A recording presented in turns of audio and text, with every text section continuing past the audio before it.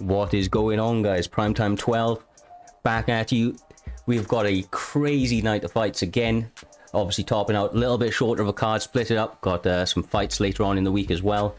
With me tonight though, going to be joined with the blessing of Mr. Valentine and the great Mist. How's it doing, guys? Going great. I'm excited to commentate this card, and I'm excited to commentate it with y'all. Hey man, you're not gonna get rid of me on Valentine's Day. Come on, it's my day after all. Let's go. Let's get this out of the way. Hells yes. I've got busy plans tonight with myself. Let's go. Well, guys, we've like you said, got some many great fights ahead of us. Appreciate you guys calling the fights with me. Up first, we're going to be having is it the Samev up against BSD Geno. I believe these guys are both making their debut this evening. It's going to be a fight in featherweight division. I believe we are going to be seeing a Conor McGregor pick up against Volkanovski, if I have heard correctly. Now, is that Legacy McGregor or? We are about to find out. Ooh, nice. It is Legacy McGregor. Very interesting. Okay. BSD Gendo.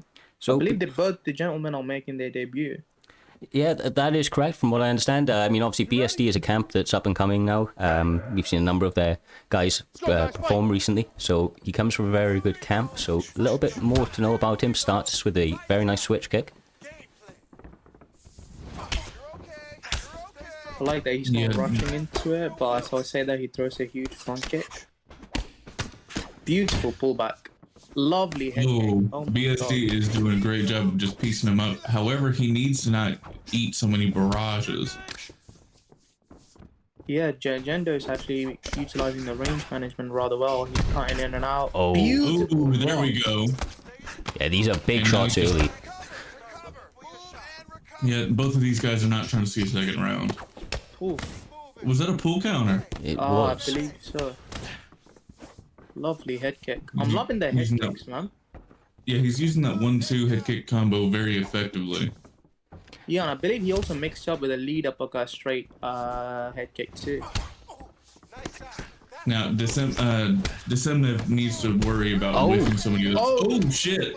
Hit him with some, that. yeah, hit him with something really big there, and that's exactly what he needed. Pouring on the pressure. Head health is still very low for You can Gendo. also see his block. He's got to be very careful. He's spending a lot of his stamina. Oh, but he gets head kick. This is back and forth. This is maybe 3 or 4 rocks in the opening fight. I think this might be it. Might be it, lad. Yes, sir. Oh, That it is. Oh, and it's all over. Work from Gendo. This is a great debut for BSD. He was able to control the distance and allow his opponent to just whiff as many punches as possible. And then he just closed it out with those head kicks. Those head kicks we saw throughout the fight. Yeah, he did a fantastic job of, like you say, getting in on the inside, and then when his opponent looked to pull off that center line, trying to back up a little bit, maybe get behind the center line, he threw the head kick up, caught him a number of times, and caused huge damage. But just the pressure in the end, both guys put on an absolute war. What a way to start the night of fights, guys. Yeah, mate. That was actually a beautiful performance. I like that he utilized the head kick. You know, just for the cam now. Maybe he could start utilizing more ducking on the third strike. That would help him out in the future. But yeah, great work from Gender. Ladies and gentlemen, referee Dan Mergliata has called. That's a great. I believe we actually have another BSD camp member next up. That is correct, sir. Also another man making his debut. He's going to be making both the gentlemen here are making their debuts this evening, but both from camps that we are more than aware of. Like you say, BSD coming through, another one of their team members already performing on the card, opening 2 fights covered by BSD members. But he's going to be up against Easy Nuke, which is unknown to myself, but coming from the camp that he does, you've got to imagine that this man has hands. So it's a very, very interesting pick. So this is Easy Nuke. He did come from HAS initially. He just switched over. I'm excited to see how well he's come from the camp switch. Personally, Yes, sir. but he is a very good grappler. When the game first started, he was able to submit pretty much everyone because he's very used to those choke submissions. That's very interesting. I mean, BSD does stand for Body Snatchers degree, so hopefully there will be some body snatching going on. Interesting, Colby vs Masvidal, the fight 2B, I believe, if I'm not wrong. It's going to be Leon Edwards, I'm sure. But yeah, this is Nuke Rider's whole fucking game plan. He wants to. He's not the best he's not the best striker, but he will grapple the fuck out of you. Beautiful palm takedown. Yeah, he's already going for the neon belly stuff. Oh wow, lovely slip from BSD Cross there. Oh, wonderful crane kick. He's being a little too desperate with these takedowns. It's very predictable. Yeah, I would like to see him set him up with maybe a shove, maybe shove him into a teep kick, and then maybe shove him back into a double leg, instead of just going for the takedown naked. big picture, might be the best boxer on this roster. Beautiful Ooh, front kick wonderful to the front body, kick. followed up with a nice switch kick. Oh, he's just a long rocked. hook, and he gets the flying That's knee. not ideal. Yeah, Going for a takedown, and he takedown does was not get predictable it. there. He should have went for some strikes in that at that point. Definitely. Or he could have pushed him against the cage. You know, something for him to work on the next couple rounds, hopefully, if it goes that long.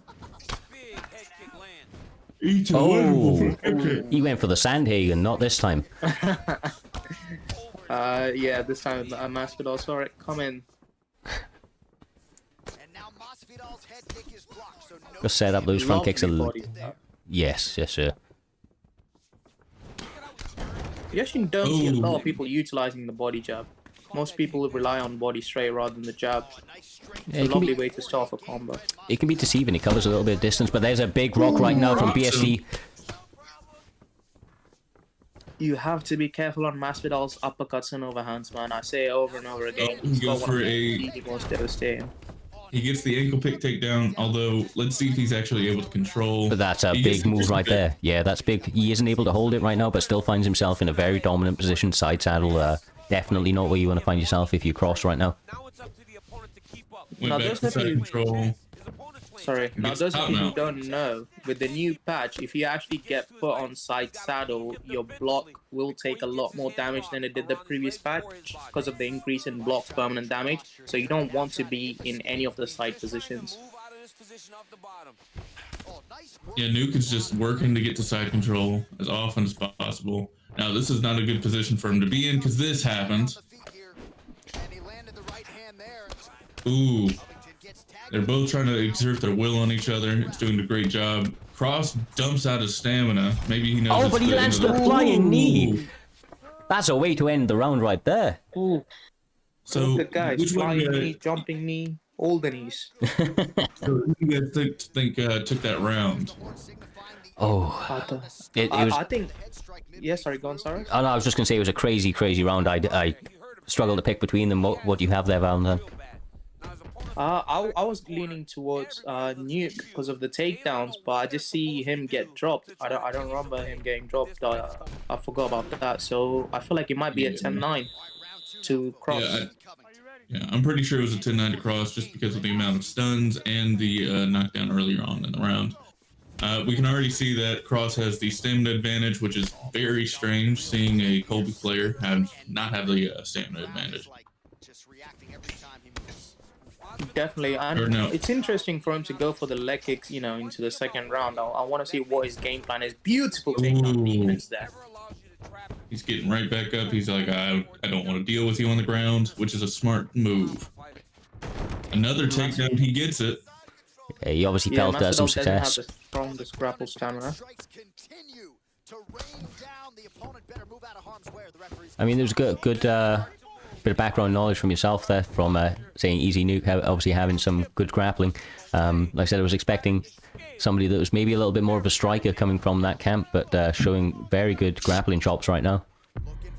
He's going for that that submission. He has a lot of experience with this submission, but he bails on it. And he finds the... Secures the crucifix. Yeah. It's not where you want to be. Say, even if you manage to get out of that position, you often end up finding yourself inside saddle, as he does right there. Does manage to stop the crucifix this time around, so good work. Cross making the adjustments necessary. Go for that ground and pound, and it... Beautiful slip there. Yeah, he's very, very persistent with these takedowns. Although the thing is, with this latest patch, control time doesn't really matter. Oh, he's going for a submission. Let's see, he's bails on it almost immediately. Yeah, he's obviously not feeling the opening little sequence, and maybe he's just trying to get some reads on his opponent, but Cross looking like he knows his stuff on the ground, able to defend those positions so far and forcing Covenant to bail, but these guys spending a lot of stamina on these bottom positions, but he gets a nice little sweep. Oh no. Yeah, now Cross doesn't, Masvidal doesn't have the highest grapple stamina. Even though that's a beautiful denial, he needs to get this fight back up on the feet if he wants to go, healthier into the third round. Yes, sir. I mean, obviously you see Nuke is staying very committed to the grappling. Ankle pick after ankle pick so far, but obviously if you're playing as a BSD Cross, he's doing the right thing right now. He's camping that body shot. He's got to be very careful of missing those kicks. Wayward kicks are often going to lead to yourself being taken down or being punished very, very large up top. The only problem is, if Nuke doesn't actually emit any damage once he's grappling, it won't really matter, since this last patch makes judges care more about damage rather than control time, and he's not having the largest amount of control time either. See, I kind of disagree, because I feel like Nuke's done enough to drain Cross's stamina on the ground. So going into the third round, Nuke is going to have a huge stamina advantage given Colby's cardio and perks. Yeah, I mean, the second round especially right there, I'd say I would have to see the stats, but from recollection, at least from the pace of the fights that I saw, it did seem that that was a lot better, damage management from Covington. He was able to really start to enforce his will. I think the first round was definitely a lot closer. All to play for going into the third, but like you say, that cardio of Covington and the grappling exchange is probably going to favour him coming out, but he starts with a big front kick. Yeah, Nuke is just utilizing his cardio. He's just able to throw those 1-2s, 1-2s, 1-2s. I'm just looking for Cross to just utilize a couple slips, because Nuke is almost starting all the combos with a jab and a straight. So just slip the straight or even pre-slip the jab. Oh, it's a great kick. Oh, this is not where he wants to be. Now, Covington can afford to empty out his gas tank. This is not ideal for Cross.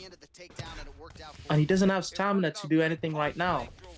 If I am Nuke here, I'm looking to make a transition instead of, focusing on posturing up.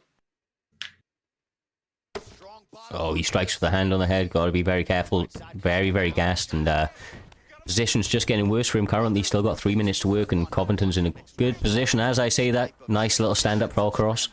Gets the separation, and obviously looking to do some damage. Punish him for missing all those strikes. Yeah, I don't know what was going through his head. He just planted and started throwing hooks after hooks. 59 total strikes have now landed for Jorge Masvidal. And striking at a 40% clip tonight thus far. Cross's head health is looking really low. If he really wants to secure the... Because I don't know who's winning. I know he won first round. But so far, second and third round looks more towards Nuke than Cross. Oh, that's not a whip you want to, take at this point of the fight, especially given how low your stamina is. Yeah, he really needs 1s and 2s. These 4 and 5 punch combinations from Masvidal really going to hurt them. Both guys, actually. I mean, at this stage now, you unload like that. All your opponent needs to do is block a couple of shots, rain down one counter, and your head health is going to be flashing, my man. The thing is, Cross needs to stop running at these leg kicks. He hasn't been working at them the entire fight, and it's not going to help him win the fight now. So he's just wasting stamina. Oh, and he gets dropped yet again. Oh, and he leans forward into that knee. He gets sat down. This is not ideal. Even if it does go to decision, it's not in his favor. And again. Again. These guys have been watching bantamweight, trying to recreate those knees. Good takedown right there. Once again, finds himself on top. 45 seconds left to go, but Cross defending very well there. Only getting worse though.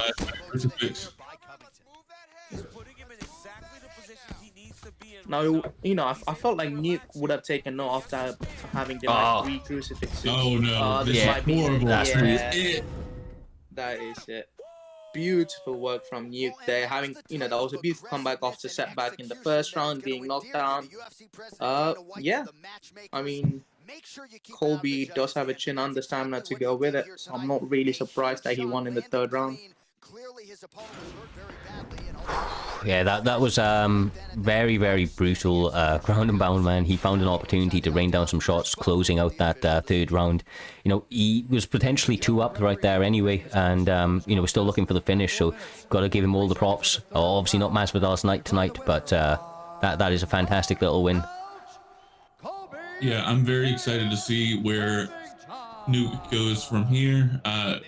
Although I want to see him fight somebody who has a little bit better striking offense.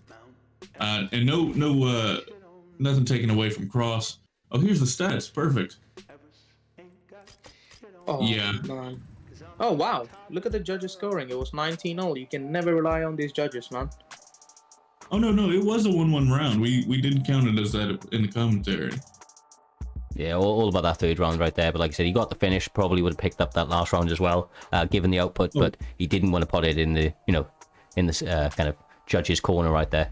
Took it out of their hands and really pushed for that finish. But with that one in the bag, another great win. Like I said, Easy making their debut tonight, making his debut for Easy, I should say, sorry, picking up a big win. Didn't go BSD's way this time round, but sure we'll see him back better than ever. We have got another two gentlemen making their debuts this evening though. Got TK Sassy up against Ringblower. Don't know too much about the Ringblower myself, but TK Sassy obviously coming from another up-and-coming camp. This one's going to be in the light heavyweight division, so very interesting. Lots and lots of power with these gentlemen. Obviously got to make sure to monitor your gas tank, as we well know, but you know that when it gets up this high, one punch can be the difference. Definitely. And, I have had a couple of rundowns with the TK guys, and they do like to brawl it out. So I'm really looking forward to it. Interesting, Ringblower goes with a calf pick against DC. I wonder what calf he chose.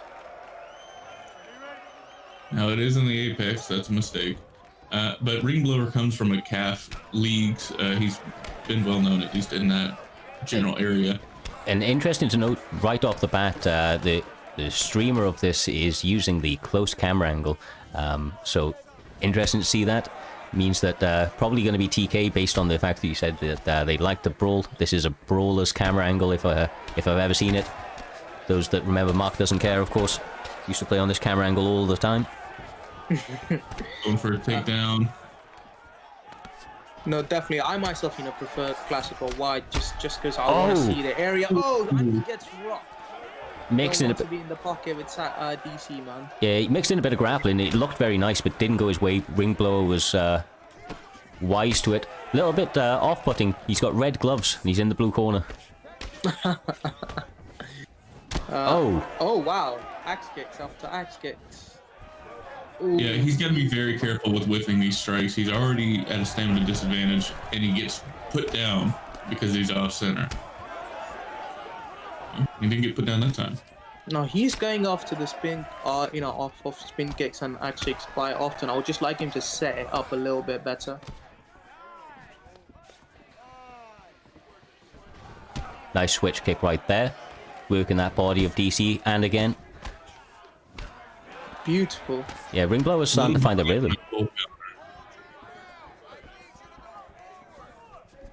The only issue is... yeah. No block. He's in a bad spot right now. Because the longer this fight goes on, the more it goes into favor of Cormier. And he gets, once again, good takedown defense. Ringblower suffered a little bit of adversity very, very early, but made some adjustments fairly quickly and started finding his rhythm with these strikes.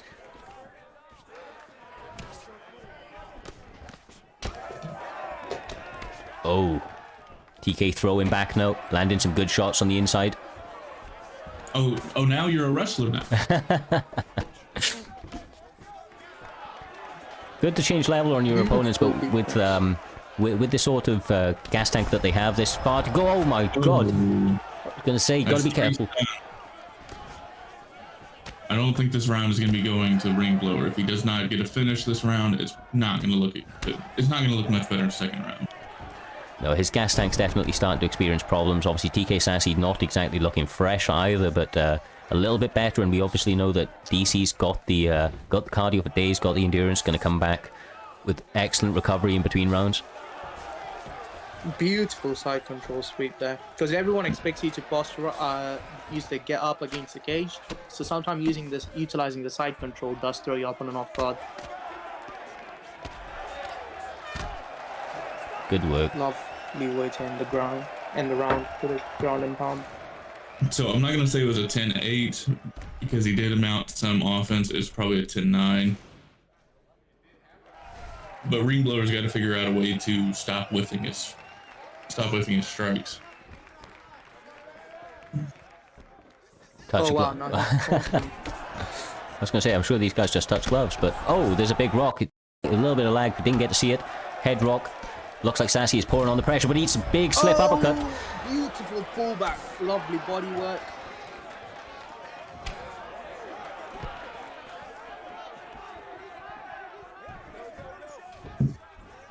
Let's see.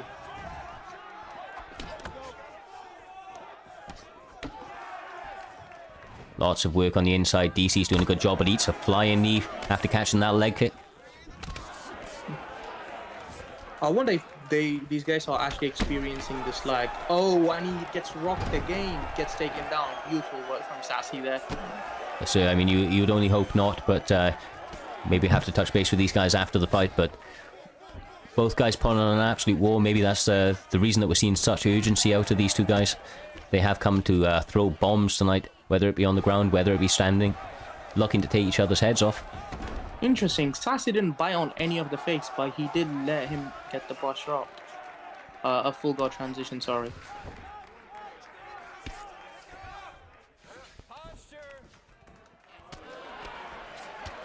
I like that he's working the body rather than going for the head. Less chance of getting swept.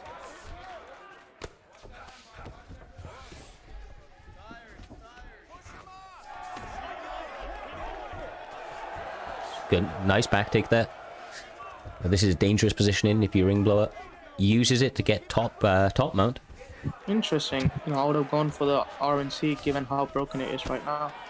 Yeah, I mean, maybe he doesn't feel too comfortable in the submissions. A lot of people haven't really fully added that to their arsenal, but gets the back taken now.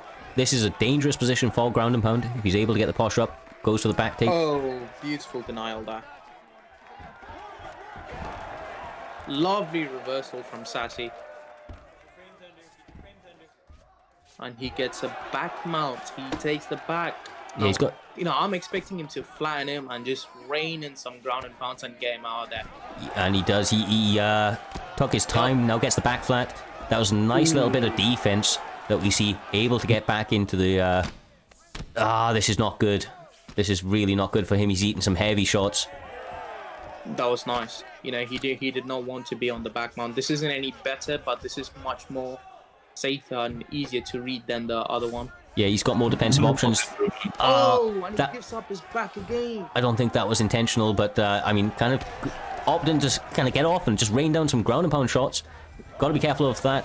Separates, doesn't want to get the reversal off to ring blower. Oh shit. 4 seconds left in the round, not expecting much.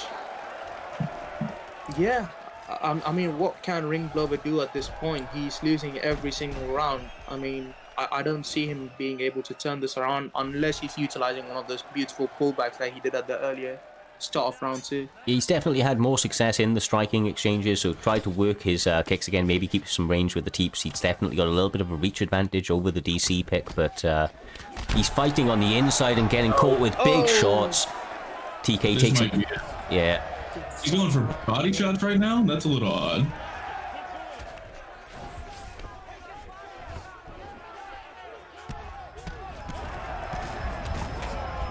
Oh, and that's it, through the block. Yeah. Beautiful work from Sassy. I mean, these guys do love to brawl, man. As you saw clearly, he just wanted to be in the pocket and just have it up. Yes, he did. It was a good war. I mean, obviously, another TK coming through on this one, able to pick up the win. So, great debut for Sassy. Obviously, he's going to be looking for an opponent now, a little bit up. Maybe some get on a little bit of a winning streak, try to get himself into those top 15 rankings. But up next, we have another TK member, TK Swaggy, up against Chosen One. Nice. Yes, it would be easy Chosen One. So, camp v camp in this one. It's going to be another fight in the heavier of the weight classes, not light heavy this time. We're going to be having a heavyweight pick. Yeah, I believe Swaggy actually comes off a loss to AJ Scott from Primetime 11. So these guys are gentlemen that have both competed this before. Like I said, coming from very, very good camps. So if he's coming off a loss, he's going to be looking to try and get into the win column. If that was his debut, I would assume. No, Yes, I believe so. I've actually fought Easy Chosen one a couple times. He has very good combinations. The only thing I'm worried about for him is his grappling. He can get a little panic wrestly every now and then. Well, Chosen One is coming off a round 1 KO of Dale Denton in Primetime 9, so Dale Denton historically gets better as the fight goes on. He must be a very, very fast starter. We see him taking the center right now, looking to work a little bit of kicks with the shorter of the two men. Oh, beautiful spinning elbow there. I was going to say the spins are starting early. Got to be careful on the inside with Jones. Doesn't have the best inside boxing, but he does have the spins to end your night. Oh, yeah. that's... Oh, shit. Yeah. That's why you should not be in the pocket with DC. Yeah. What's up with all these guys utilizing axe kicks one too many times, man? Not too sure, brother. Not too sure, but it's been keeping their opponents guessing. I suppose that's a lovely straight already. Wow. Big rock. Got to remember, we're in heavyweight now. These guys hit extra hard. That's a fantastic flying knee. Wow. Okay. TK Swaggy coming out coming out to put on a show. Definitely. What a beautiful knee. Goes out of nowhere. Yeah, Easy Chosen One needs to utilize his short range. Ooh, shit. God damn it. Both these guys just throwing power shots after power shots, rocking each other.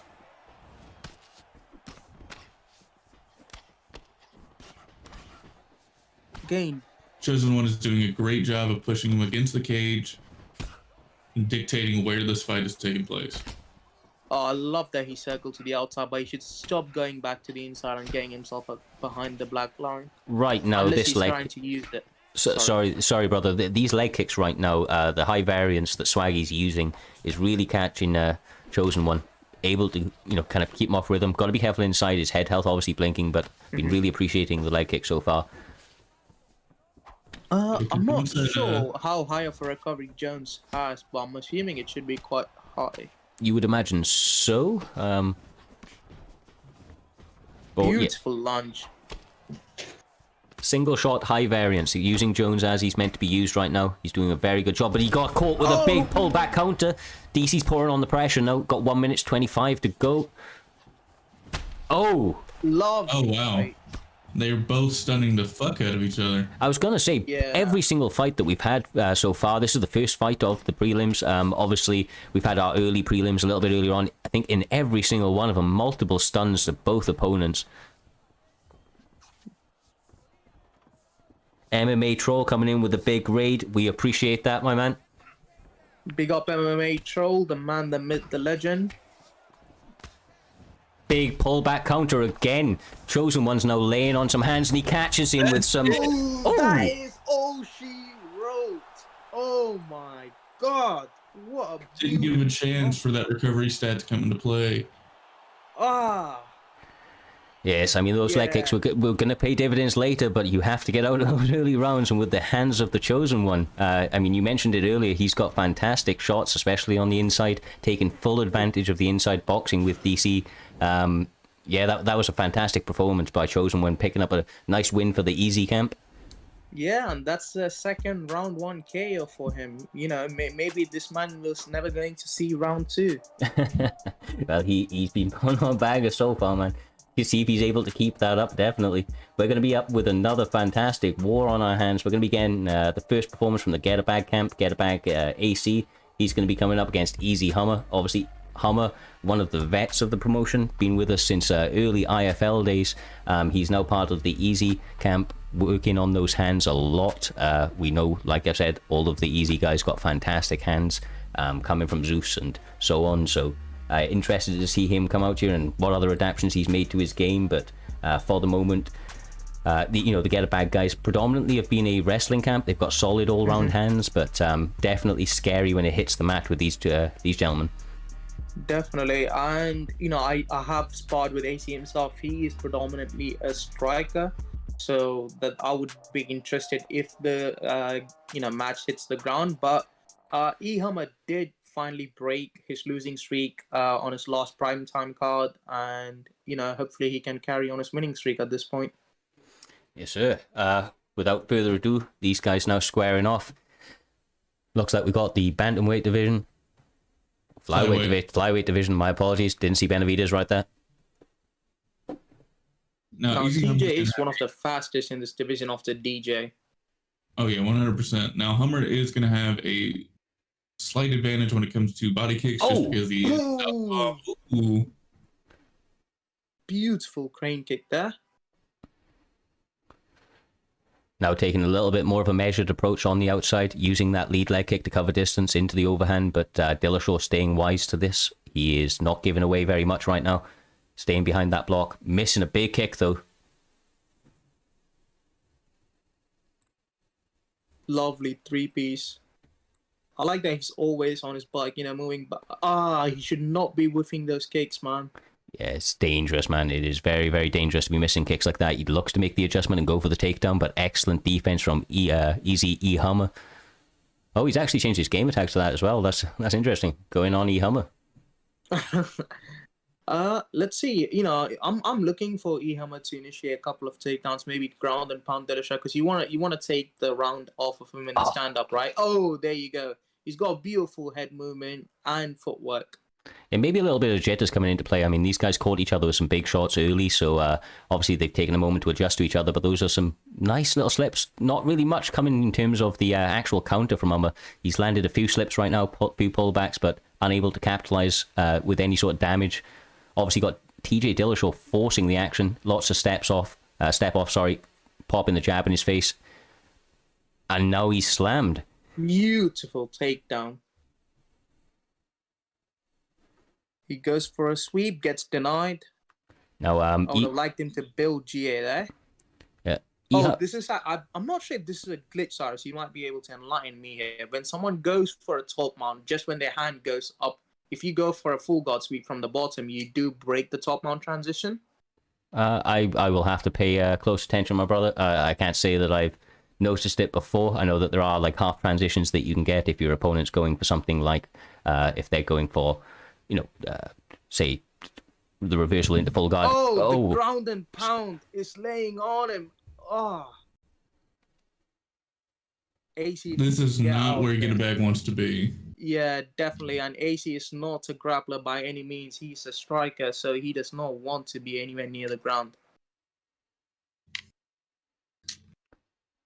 Easy Hummer had been saying that he'd been working on his ground game a little bit. Obviously, he's always had very talented hands. Big miss right there, but he doesn't capitalize on the punish once again. I think that there's a lot of missed opportunities for this damage. I'm sure that E Hummer's going to watch this back and kind of rue some of these opportunities, but he catches him big right there. I'm actually liking most of these guys starting to utilize the RTRB retreat. It is so underrated. It's much more efficient than utilizing a pullback. You don't really risk anything by using the retreat other than your stamina. And if you can manage that well, worst case, your block gets destroyed. Yes. There's obviously certain patches now starting to favor a little bit more of the block breaking technique from some of the feedback that I've been given from some of the striking specialists about. Nice body shots right now from Benavidez, but he's got... I was going to say he's got to be careful on the exchanges, but he catches him with a lovely set of hooks. Yeah, AC needs to, stop worrying about throwing kicks in the pocket. That is one of his biggest downs at this point in the game. Yeah, I will say that E Hummer's done a beautiful job of landing a jab, then into a straight to the body, been using that straight to the body to duck under some of the hooks of Get-A-Bag AC. He's getting all he can handle right now, finds himself backed up, but lands a beautiful jump-in teep kick to the face. Yeah, Get-A-Bag just needs to stop whiffing these strikes. It's going to cost us stamina later on in the game. Yeah, he's got some big shots landing on him right now. Yes, sir. He's getting all of the pressure, lands a beautiful teep. Beautiful teep kick. E Hummer's putting on a lovely little performance right now. He's put on all sorts of pressure as this fight has gone on, starting to find his rhythm. Got to be a little bit careful not to get overzealous. The Get-A-Bag guys are nothing to be sniffed at. He's whipping those kicks still, though. Gotta be careful. I don't believe he's landed a single kick to the head other than the crane kick. I just feel like he hasn't gone the range to throw the head kick down yet, so he should probably stop throwing them. Yeah, no, I would agree with you. I mean, Easy Ehum has done a good job of backing out when he feels AC pressuring, but I think it's that and maybe a little bit of frustration setting in for AC, the fact that he hasn't landed too many of them. That one's on the block, but he gets a big two-punch combination to the head. This could be it. If there's one more punch, and there it is. It was a dirty knockout. Oh my god. Was that a lead hook or a rear hook? I don't even know, man. It came from the depths of hell. Easy Hummer's improved so much since he's joined that camp. I'm very happy for him. Yeah, that was a lead hook. Look at that. Beautiful. Ragdoll animation to just collapses. Yes, on the spot. That's all she needed. Didn't need to follow it up at all. Easy Hummer picking up a great win for himself tonight. Unfortunate for obviously AC, but sure he's going to come back better than ever. Nothing to be ashamed of in that one. E-Hummer's night, and he picks up the W. Starting to work his way up those rankings now. Interesting to see where he goes from here. Plenty of fresh blood in the league. Plenty of guys making their way up and trying to make a name for themselves. So under this new camp, we'll have to see where he goes from there. Definitely, and I think if he can just clean up his head kicks a little bit more, he will definitely be on to more of a winner there. Yes, sir. We've got another big fight ahead of us right now. These two gentlemen, I am very, very interested in. Bang Bang. I had the opportunity and the pleasure of sparring this man recently. I will say that he is one of the best first-round fighters I think I've ever come across, quite genuinely. He puts on a pressure like you wouldn't believe. I believe he holds the fastest knockout in ESFL history within 40 seconds. He is nothing to be sniffed at. I can't say I know too much about his opponent, but I'm sure that he's a game dog. These guys, once again, in one of the heavier of the weight classes. We see a sign of respect from both guys and touch of gloves. No, I do believe... Yeah. I mean, like you said, Cyrez, I did, have the pleasure to spar Bang Bang as well, and he was a very, very fast starter. He likes to be in your face and just likes to pressure you and cage cut you, as you can see clearly. I'm not sure how to pronounce this gentleman's name. I believe it's Pudgey. Yeah. Eulogy. I don't know. Oh, big body rock. Oh, that's a beautiful body rock. Yeah, that's not where you want to be if you're Bang Bang this early on, but he's been in these positions before. He lives and dies in these sorts of exchanges where you get up and close, gets personal, landing good shots, and the way he does it is shot selection, but toxic staying very, very technical, landing those straight shots and beating some of the looping shots so far that Bang Bang's had to offer. Yeah, the thing is, with the Gustafsson pick, he does have a solid hand speed at heavyweight. Yes, sir, he does. He feels a lot quicker, but I mean, so does Gus for that matter. Both guys feel very, very good up here. I prefer them in these weight classes. That's a lovely slip. Pullback. Yeah, once again, I mean, both guys go in for it, but whew, good step off right there. It's been mainly a striking exchange so far, landing good shots, both gentlemen. 2 minutes 50 on the clock, and that's a beautiful slip counter right there. Now this is where Bang Bang he literally smells the blood, and he puts on the pressure like you wouldn't believe. He doesn't like to give away these opportunities and allow his opponent an opportunity to get back into the fight, but a great job from Ology, or Toxic I'm going to call the man, since that's what it looks like his name is. There's game attack. See, ooh, wonderful pull counter.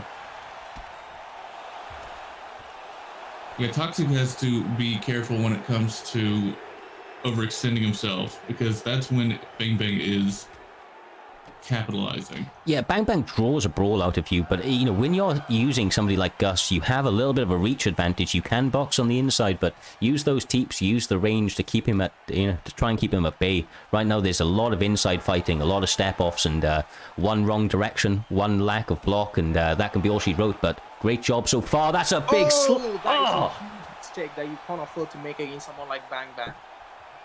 He's going to be there, man. He's waiting for you to make that mistake. He may be a pressure fighter, but he works very, very well of counter striking too. Oh, that was bad. That was a great kick from Ology. Nicely timed, but he eats a slip hook again. Great work. Strikes. Nice step back.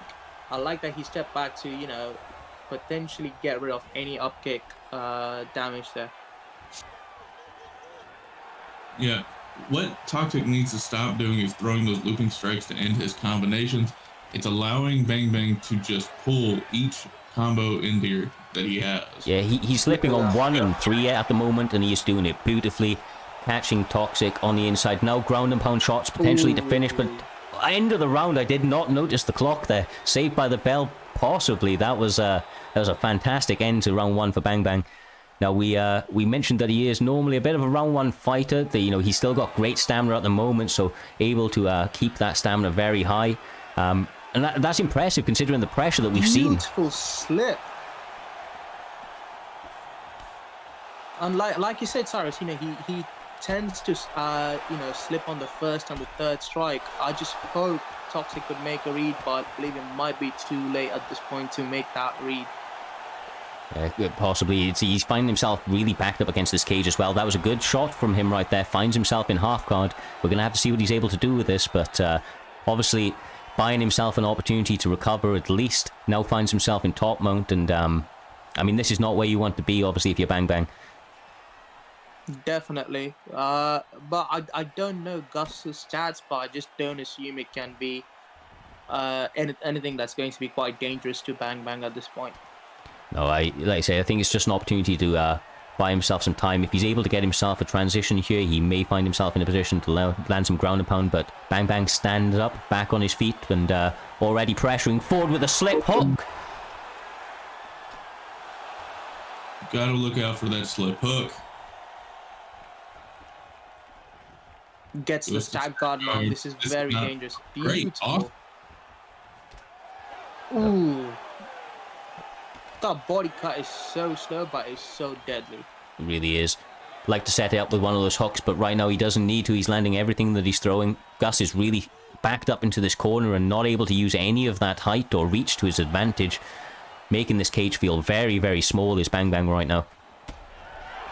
Oof. Gets dropped again. Honestly, this man is all hands, and I love it. Kneeing the body, not able to get the takedown, and see if Toxic's able to get him to back up at all. Try and get him to respect those hands. He needs to land something big like that uppercut right there. Oh, that is all. I believe. I just don't see him coming out from this one. So I was gonna say. Yep. Whew. That would have been a very, very hard one to survive, but that's a fantastic win from Bang Bang. Not failing to put on a show as expected, coming out with hands from the get-go and able to put on some some great work in this opening 2 rounds. I'm impressed by this man. We'll have to see where he goes from here, but I can imagine it's only up. Somebody's going to have to stop that pressure early because nobody's been able to so far. Yeah, I believe this is actually his second win. At prime time, 2 in a row. So let's see where this takes him. Hopefully he can go on a winning streak and start looking at potential title shots. By the looks of it, I just don't see anyone stopping him at this point. He's got crazy hands. He would definitely see where he goes from here. But great fight again. We are up on to the next one. We're going to be having Yeeticus up against Whitewolf. Yeeticus making his debut last time round, I believe, getting his first fight. A little bit of controversy in that fight. Not the fan favourite, I do believe, but Whitewolf obviously looking to put on a show himself. He also having some recent performances. He comes from the Sprawl and Brawl camp, I do believe. This one's going to be in lightweight, so it's one of the lighter weight classes of the evening. It'll be interesting to see how they match up. Got a Gaethje v Tony Ferguson pick. What can you tell me about these guys? The real life match doesn't predict this fight. Potentially. I mean, it would be one hell of an entertaining fight. I would take that over any day, to be honest. May the best man win, but you know that this one's going to be a war. Frothy list, yes. Goes with the Gaethje pick. So yeah, currently we are seeing that Whitewolf is actually 2-0 in the promotion. Last win was on Primetime 11 up against Swish Bitty with a round 3 knockout. Previous to that, round 1 knockout in Primetime 10. So 2 straight knockouts that this man's coming off. Interesting to see he's looking to implement those hands early by the looks of things. Yeah, and Yeeticus is actually coming off a win of Ology, the man that we just saw fight Bang Bang. Yes, sir. And he comes off around to sub, so maybe he is a threat on the ground. I believe he went for a number of guillotines in the last one, if I'm not mistaken. A number of standing guillotines. But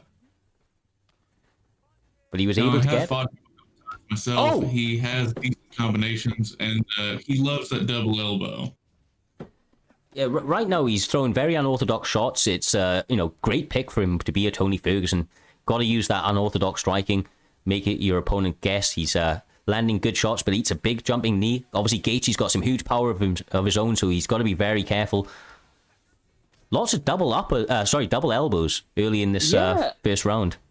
Interesting, because I expected the elbows to be coming from Yeeticus rather than, Gaethje. Because Tony does have the razor wire perk, which allows you to land your elbows faster and cleaner.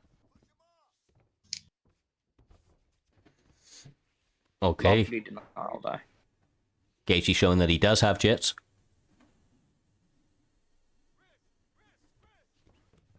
Goes for a full guard transition. Secure said, lovely denial on the posture up. Secures the rubber guard. Now, this is very dangerous if you're Gaethje, but I believe Gaethje does have a stack guard position here.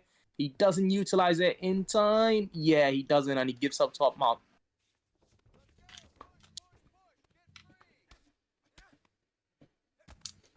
Obviously, this is a good position if you are fine. If you are Yeeticus, now raining down some ground and pound. I imagine he was going to look for some submissions, but he proves me wrong and stands back up, looking for the head kick. Maybe he's trying to make a point to show that, I can't just spam standing guillotines, I can actually fight. And he gets sat down with it straight. Gotta be careful of those head kicks, especially since we've seen Yes go to the body a number of times in this first round. He's definitely looking to work the gas tank, and I think he has to, because this crazy sort of output, in terms of the combinations he's throwing, that's going to add up unless you start putting some money in the bank. Yeah, I'm looking for Whitewolf Frothy List to just utilize some of those deadly overhands from Gaethje rather than these elbows. Beautiful pullback, but doesn't get it quite right. Frothy List has got some good hands himself. Got to be careful of those kicks on the inside. Get a good takedown there from Yes over here. Finds himself in side saddle, landing some good ground and pound shots. Obviously not where you want to find yourself if you're Gaethje. Oh, appears these guys have frozen up for a moment.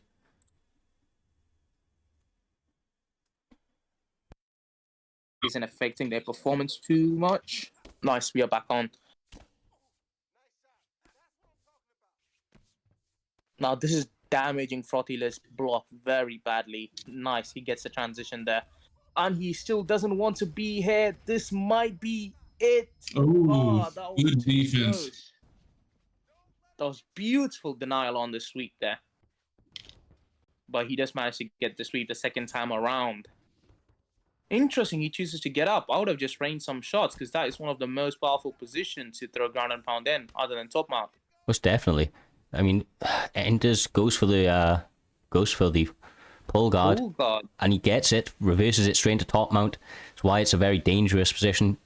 If you don't know, you just hold right trigger in those positions. You'll be able to push your opponent off and stop them. But that's a lovely little reversal that we're seeing out of Frothy List. Like I said, I believe the man trains with the Sprawl and Brawl guys. He's definitely got some good ground game himself. I imagine he's going to want separation, but I could be wrong.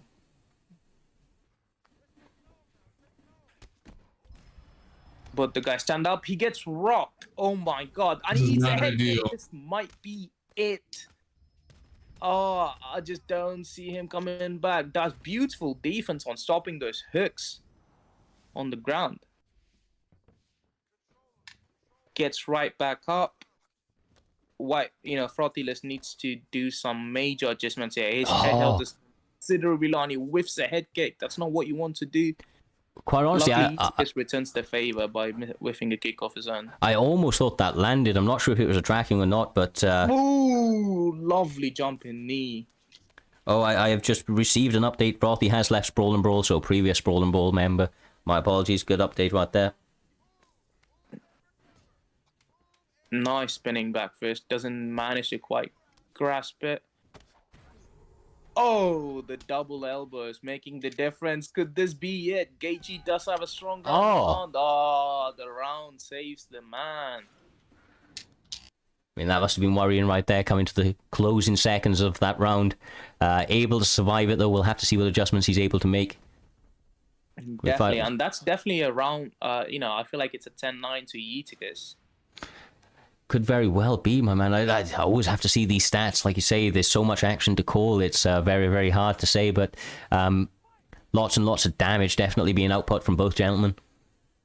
Oh, yeah, they're doing a great job of surviving each other's health events. Oh, there's that double elbow again. And Both of them just utilizing double elbows over and over again without hesitation. But I would just like to see Tony Ferguson set up maybe with a spinning elbow into a lead elbow. Oh, no. He should have slammed his opponent down. This is not where you want to be, especially if you're gauging. Yeah, that put your opponent back up against the cage, stop that stamina drain, but now this is going to be very, very deep. I think he's fine. Yeah, I was going to say, he got out. I was curious, I didn't look at the stat, but you would imagine so with the stamina drain that he had. This is not exactly a great position to be in either. Obviously, Tony Ferguson is very, very dangerous from the guard. Now finds himself in rubber guard and raining in some elbows.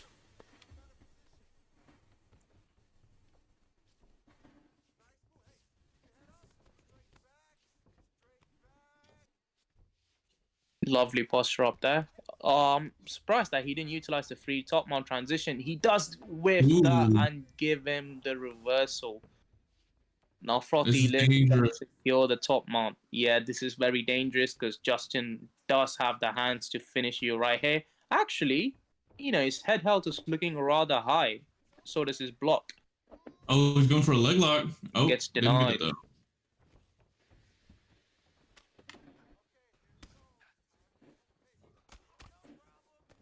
Double elbow. Again, double elbow. Oh, that is huge.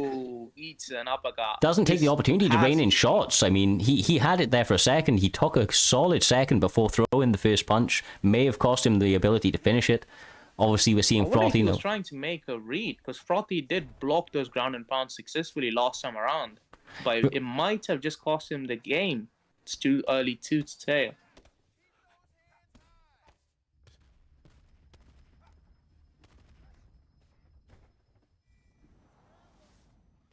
Back in top mount. Oh no.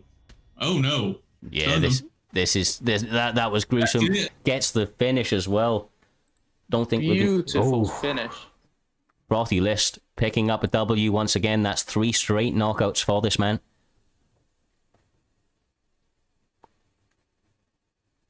I am very happy to see that Yeeticus did turn around his cheesy ways, although it was one performance. I mean, look, he went for maybe 3 or 4. I'm not going to say it was the most cheesiest. There was just a lot of backlash at the time, of course. It was a good performance from him tonight. Not, didn't go his way, but no, I think that's Whitewolf's doing more than anything else. Obviously, he finds himself in a top mount, rained down that ground and pound, and was able to walk away with the W, but we find ourselves in a position now where one of your friends and fellow training partners for a little while, I believe, Mr. Milky Joe, is going to be up against another Sprawl and Brawl, current Sprawl and Brawl member, I should say, in Sprawl and Brawl HazeOG.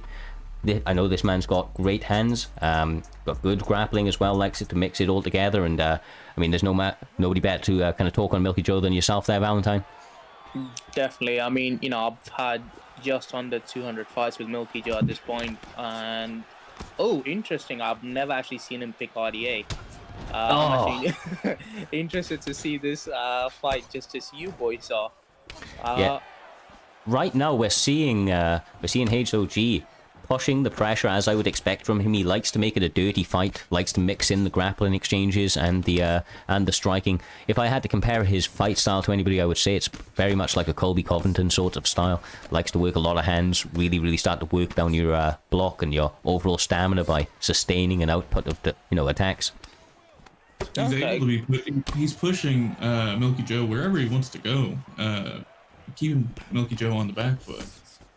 Yeah, one thing I believe Joe does work best off is time. He would make that beautiful read and then just, I personally believe round 2 and 3 is probably where he's most dangerous rather than round 1. And when the fight hits the ground, don't sleep on the man's ground game. When we started, he was a striker, I was a grappler. Now it's the other way around. That should say a lot about his grappling skills. Although he is underneath a Khabib, which is not the best place to be. No, and I can say that from personal experience, HazeOG does have very good grappling as a whole. Like you see right there, he uses the opportunity to not just get half card, but find himself straight in side control, goes for the crucifix, and is able to get it. Not to hold, though. Good work there from Milky Joe. And as Valentine said earlier, that side saddle position is very dangerous, especially for your permanent block. He is eating the ground and pound from Khabib. Oh, wow, that's a beautiful reversal there.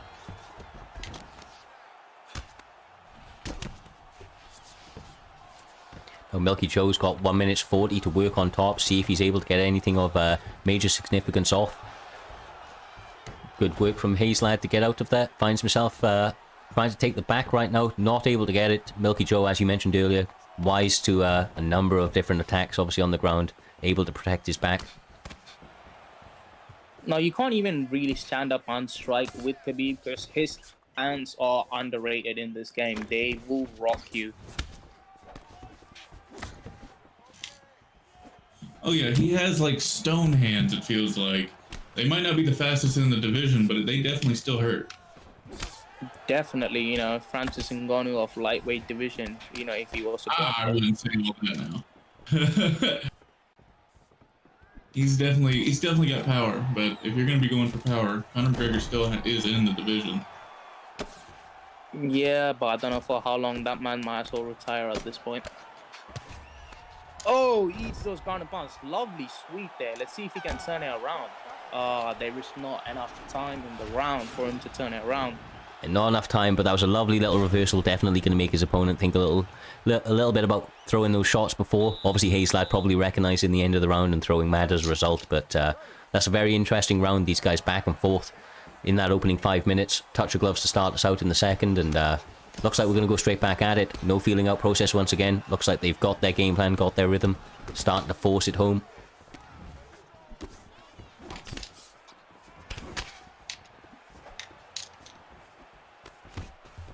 Oh. Beautiful single leg there. I think he gets denied. Oh, he got it.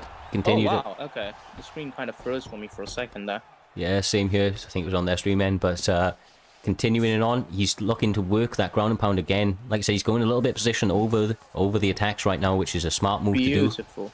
Especially against an opponent, like you say, like Milky Joe. He has a very varied ground game of his own. Like you say, very crafty, gets up from that position.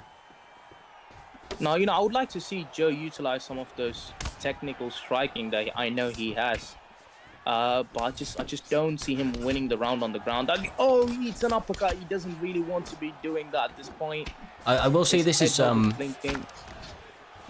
was good pressure initially from Milky Joe. He's got to get back to it. He's getting the hit stuns off. Obviously, Khabib has got power, like you say, a little bit of an underrated striking game. Yeah, I'm just really surprised by the audio pick. I mean, I feel like Eddie is a better pick against Khabib, and Miss would be best comments on Eddie. But yeah, Eddie is a very good pick against Khabib. However, I think the best pick in the division against Khabib is probably Tony Ferguson. He has the ground stats to deal with that pressure on top. Eddie Alvarez is a very good pick if you're able to get up, but if you're not, you're pretty fucked. Gets defended right there, and his stamina is very low right now. Got to be careful. HazeOG's going to be wise to it. Finds himself in side saddle, but excellent defense. Bomb there. Yeah, he got that arm trap perfectly. Now, Joe does have a stamina advantage on the long term, on the permanent stamina. It's just a short term stamina. Oh, beautiful pull guard reversal from HazeOG. Yeah, and he finds himself in a very dominant position once more. He needs to stop going from these get-up transitions straight away, because I feel like HazeOG is just sitting on that transition.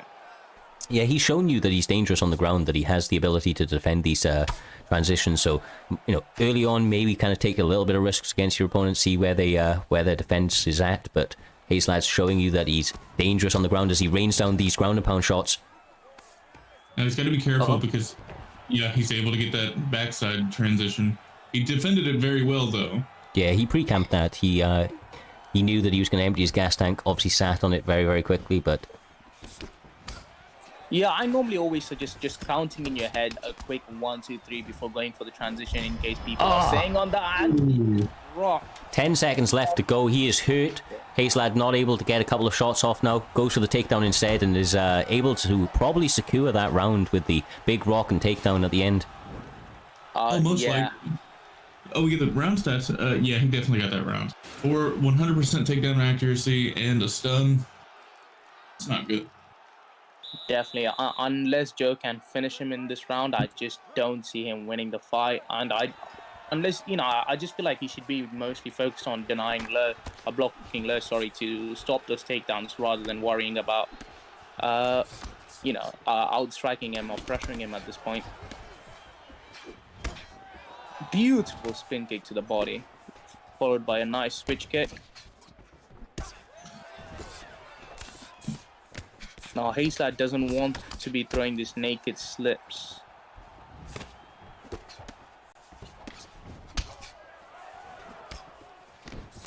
Lovely body hook, goes for a 1-2, backs up.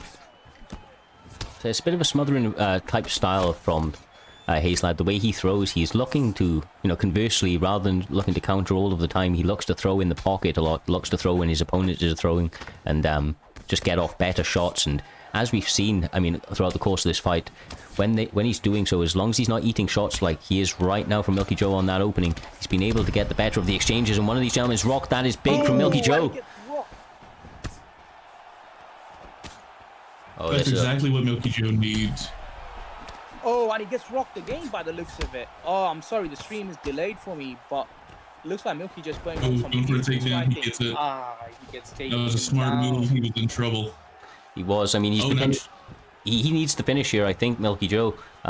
So this is great work for him. This is a great momentum shift, and he's pouring on the pressure. Got HazeLad on his bike right now, doing the right thing, trying to circle. Needs to get himself away from that cage, though. Now, this probably was Joe's best round by far, but I just don't know what he can do different to get the finish at this point. He's done beautiful work here. If HazeLad needs to win this round, he needs to go for more ground game. A lot can happen in a minute 30, especially with the stamina disadvantage that Haze is at. Definitely, but also Joe's head health is blinking like crazy. Oh, and there it was, just a jab straight, gets him rocked, and I mean, it doesn't even look like HazeLad's too worried about the finish. He knows that he's probably 2 up, and just happy to take that rock and buy himself a little bit of time, but the pressure from Milky Joe. Yeah. Oh! There we go! That was it! That overhand. Oh my god, beautiful. Wonderful comeback. What a comeback. He needed to take the judges out of that one, and he did. That was a huge overhand to close the show from Milky Joe. Yeah, I mean, I've told him multiple times, he needs to stop throwing those overhand. He's just proven me wrong. I thought it only works against me, but clearly it works against others too.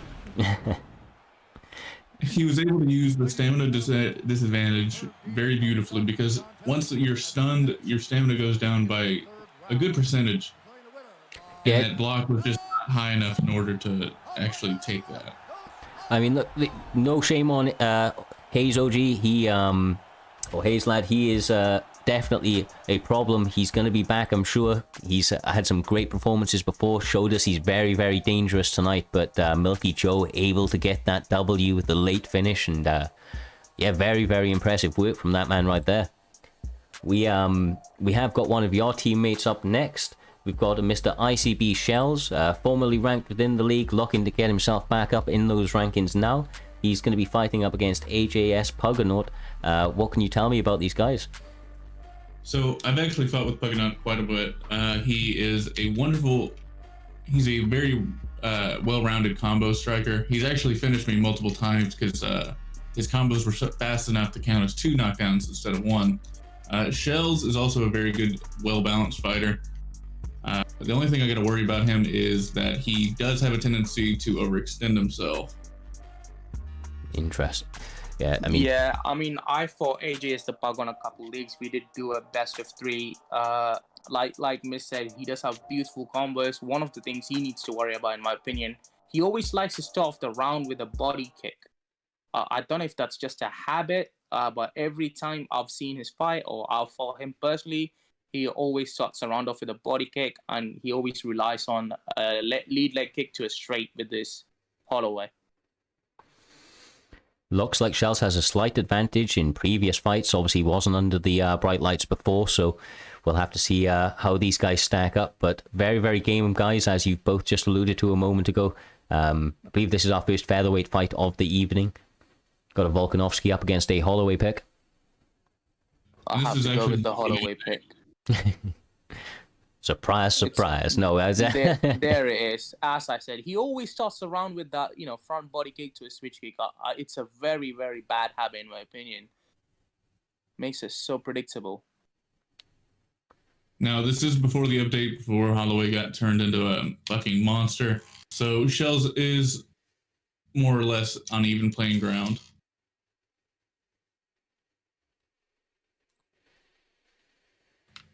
Fuck.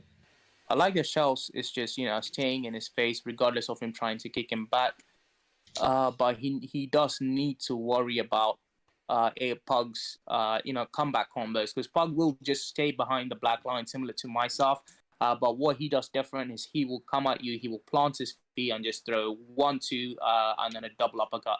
1-2 double uppercut, which is something he's really, really good at. This is where the, double knockdown that Mr. spoke about earlier comes into play. He will just plant his feet and throw 3-6 combos.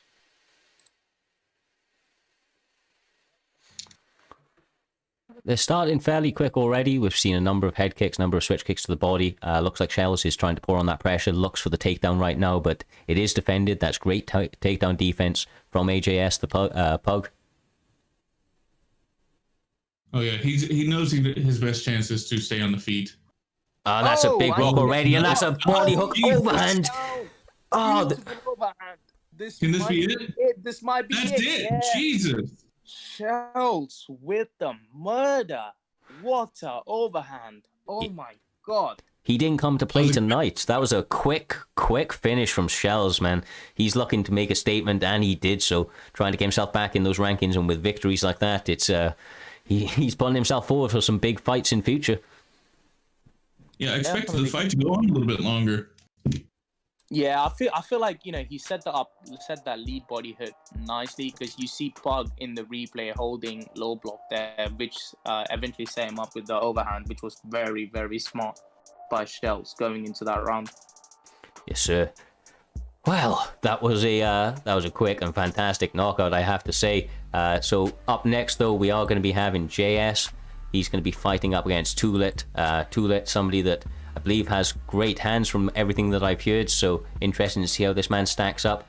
Obviously, JS, I believe, making one performance in the past. Not sure if you two... Yes. You guys familiar with these guys? Yeah. No, I've actually put both of them quite a lot. JS is a wonderful grappler. He's going to look to grind you out over multiple rounds. However, I apologize. Tulit is a wonderful striker. We've fought multiple times as well, and he's more of a volume striker. So it's going to be a battle of attrition for both of these guys. I agree with Miss when he said, JS is a great grappler, but I feel like JS's striking is underrated. I've fought the man multiple times now. Yeah, I feel like his best weight class is lightweight when he goes Khabib, because he could utilize that underrated striking with Khabib with his striking kills, and he's a demon on the ground, as his boy Huncho would say. Well, here we go, welterweight, touch of gloves. Starting out nice and quick. Obviously, we've got George St. Pierre, JS, taking the center of the cage, looking to try and march back Masvidal, but Tulit's not having too much of it, looking to force his way forward, and that was a lovely knee. I believe that was supposed to be a front kick that just turned the game just turned it into a knee. Ooh, goes for a flying knee there, gets stopped. Needs to be Yeah, careful JS going has- for flying knee in the pocket.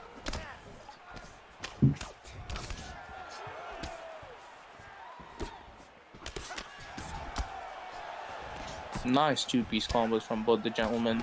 Beautiful leg kick. Oh, beautiful body kick. Followed by the lead uppercut there. These guys are not wasting any time at all. Lots of shots on the inside. Going to be dangerous. Got to be careful of that chin, especially with the George St. Pierre pick. Yeah, definitely. And Masvidal's got the hands now. This is a dangerous position for Masvidal to be in. You know, I've seen Tule grapple. I've seen Tule strike. I would much prefer Tule to be striking than grappling someone like JS, because Yeah. JS is a very nasty grappler. I was going to say, JS got off a lovely denial there.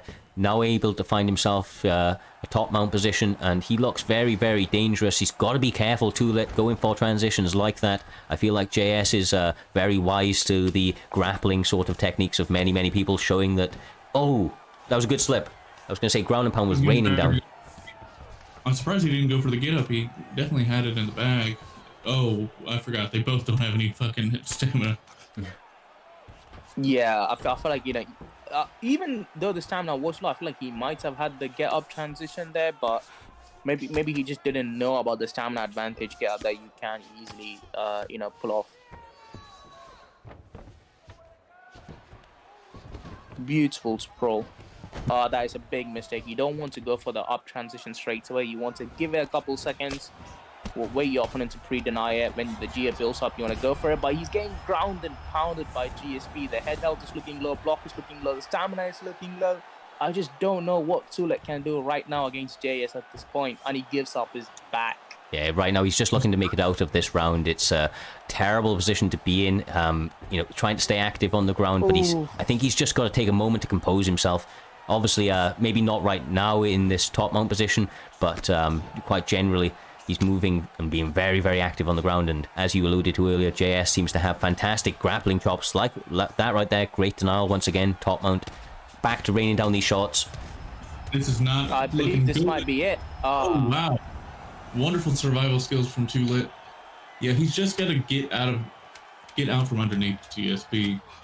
We've seen him do it his entire career. GSP is able to smother opponents once they hit the ground. Fortunately for Tule, every fight starts standing, so hopefully this time around he can utilize his takedown defense better and avoid the ground game against GSP and just take advantage of GSP's glass chin. Very interesting opening round there. We're starting out the second now. Obviously, like I say, I think if you're a Masvidal pick, definitely need to try to start to take center of the cage, but he finds himself backed up very quickly. Once again, does Tulet. Leg kicks and back down.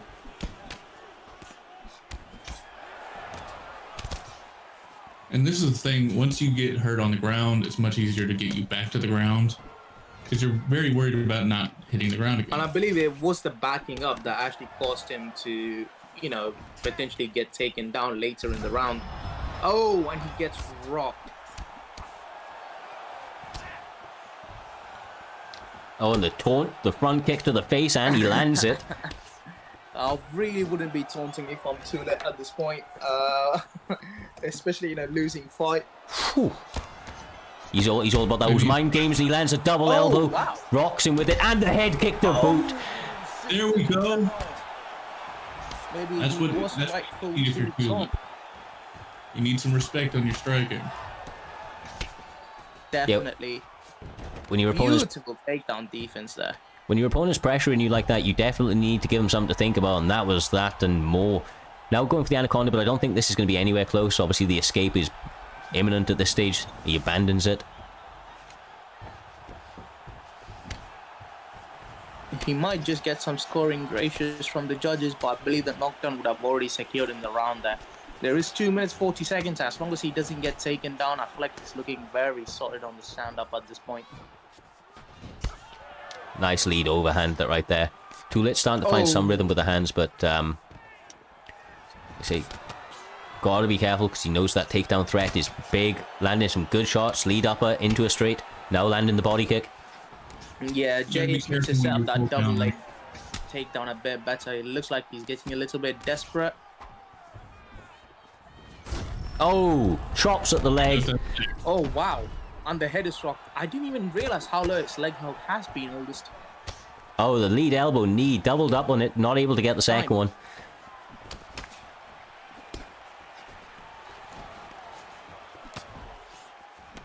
Goes for the bell, bells on the bell. Oh, that is brutal. The leg is really hurting, and that is all she wrote. That's a beautiful knockout right there. Lead hook into the straight. Tula did have him scared for a second there. You know, he did make a beautiful comeback. He just couldn't utilize the comeback. Actually, he just couldn't make use of it. I guess it was just too late. He's already given enough damage on the ground and from first round, so he couldn't take advantage of it. Yes, like I said, a little bit overwhelmed. He utilized GSP very, very well in that fight. I felt from the very, very beginning. Took the center, you know, wasn't content to go second. He really, really wanted to get active early and put on the pressure. You know, as a result, I believe that was what basically made his opponent kind of freeze up a little bit. And I don't think that was, you know, necessarily the way that, of course, Tulit wanted it to go. He's got hands himself, but I think that forward pressure really played a huge factor in that fight. With that one in the bag, though, guys, we've got another fun fight as we are getting towards the featured prelim ahead of ourselves. This fight's going to be AJ Scott up against Polloadochicken. These guys both been fighting for a little while now in the league, I believe. No, I actually know AJ Scott very well. He's a wonderful, balanced fighter. He's going to look to get the fight to the ground, grind him out, kind of like what JS just did. And he's got very unorthodox striking. But Polloadochicken's been around before. He's actually only fought once since UFC 4, picking up a win with a round 2 knockout against Rara Rasputin in the last event. Interesting to see, obviously, where he goes from here, but they say he's up against a dangerous opponent. Oh, 100%. Mirror matchup. Oh, he gets dropped. Oh, wow. Beautiful combos there. Oh, he didn't go down to finish the fight. Interesting. Yeah, that might come back to bite him in the back later. You don't want to be playing with your food boys. I don't know if that was his intention there. But still. These hands are landing nicely from Scott. I mean, both guys are knockout artists. They've both got one performance, one knockout apiece. I don't think either one of these guys is looking to take this to the judges, as we see AJ Scott now start to march forward. And it's something that Scott's doing very well is he's keeping Chicken on the back line, not allowing him any really space. Oh, that pull counter could have killed him.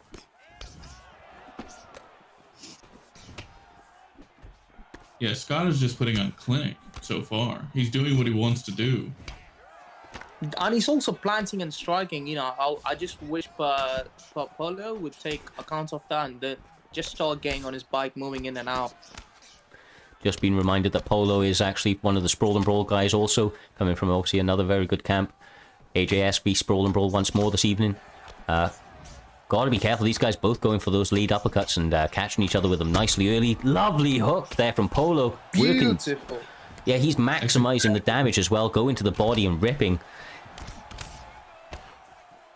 They're getting in these phone booth brawls, and if Scott does not get his head health a little bit higher before he starts these exchanges, he's not going to keep winning them. Definitely, but Scott is doing a very, very good work of, you know, slipping and then landing 3-piece, 4-piece combos. I'm just looking more towards Polo and see what adjustments he can make, because at this point, I just feel like Scott has the round in his bag, but there is still 3 minutes left in the round to go. Oh yeah, still got plenty of time. The exchanges on those jab straights, they're starting to favor Polo quite heavily. Got to be careful and watching the head health start to blink away. That was a lovely switch kick from AJ Scott, but doubled up on it and had a couple of jabs for his troubles. Oh. Yeah, this Beautiful head kick. Yeah, that was very nice. And he's going to the body with it as well. Landing some nice shots. Lead body hook, that's beautiful work right there. Showing his striking chops. He's using some very, very intelligent you know, striking choices.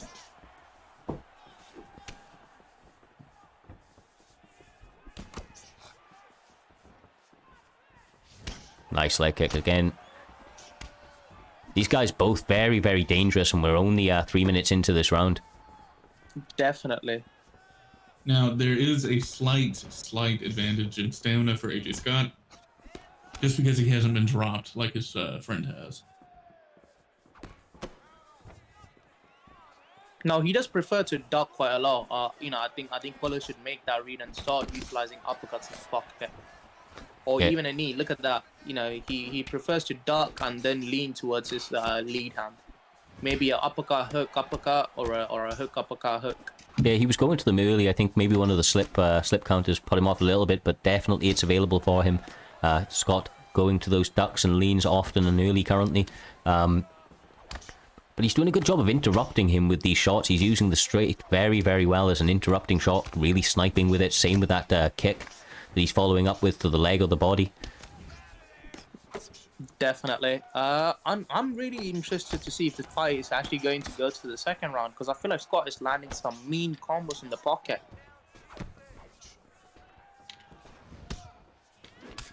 Goes for a switch kick in the pocket. Interesting take. Yeah, got to be careful of it. But then he followed it up with that straight lead body hook, and that was very, very nice. Quite honestly, be interesting to fight this man at some point. He's seems to have a fairly similar style, make the same mistakes that I do. Those switches on the inside, got to be careful of them, like you say. Especially with Polo, he's been looking to land some big combinations so far in this first round. Anytime he's had an opportunity to. Yeah, guys, I just wish you would start showing your stats so that I can actually see what are the differences. But I feel like the block of Scott is getting lower, which might not favor him given the patch update going into the second round. Yes, sir. I mean, this is very close, man. Very highly contested. That's a nice lead upper. Oh, he's a lovely uppercut there. It's the way that... honestly, the way that Scott has been using the straight in this fight has been absolutely beautiful. He's found it, he's found home for it very, very early, sniping at the edge of range, planting on that shot, getting maximum speed, maximum damage, and the interruption. Obviously, like you said, all to play for, both guys landing big shots on each other, but some of that inside work being very, very nice from Scott. Actually, really surprised that this even went to a second round. Yeah, same. But I feel like both guys, you know, even though they did pressure each other, but it was composed pressure. Neither of them, you know, went over the wall, just going off nuts. Right now, I mean, obviously, both guys looking very, very even in terms of head health and in terms of stamina, but I have noticed already, even coming into the opening 30 seconds of this second round, Scott's done a good job of getting his head health blinking already. He seems to be landing just a different type of combinations on the inside. And Polloadochicken has been, you know, just throwing that jab consistently. But I would like to see him follow it up. You know, he's switching stance with Mass Without, but I don't think Mass Without has a great switch stance. Oh, he rocks him. Beautiful. Maybe it's just a little bit of luck over here, luck over there sort of thing. Try to give his opponent something else to think about, but he's made a nice little adjustment using that rock to his advantage, but gets rocked himself. Oh, rocks him in return. This is a very good war. I love these kind of fights. Yeah, they're not really throwing 100+ strikes per round. They're taking calculated risks when, you know, they do take risks. Oh, beautiful head kick there. Yeah, no, this is a war, but they are fighting very, very technically. They're using slips effectively, using their jabs to find range. A couple of wayward shots here and there, but it's hard to do everything 100% clean when you're in the midst of a battle like this. Lovely head kick. Oh, eats that head kick again. It's probably going to be it. Spinning back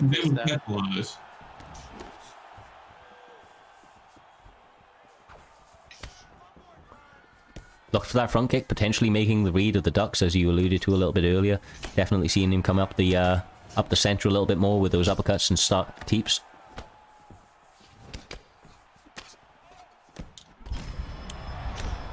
Gets rocked again. Yeah, and he's chopping at those legs as well now. Big miss right there, though. Oof. Got Polo trying to land a couple of leg kicks of his own, still switching stances, still giving different looks to AJS Scott. Although he may not have the highest switch stance, as you alluded to earlier there, Valentine, it does appear that the switching stances is working quite well from Polo. Every time he switched stance, he's had some good success with his hands. Obviously, it changes slightly the range and the strikes that are available to you. Definitely, and I also believe, you know, if you could manage to switch stance at the right point, you can evade some of the strikes.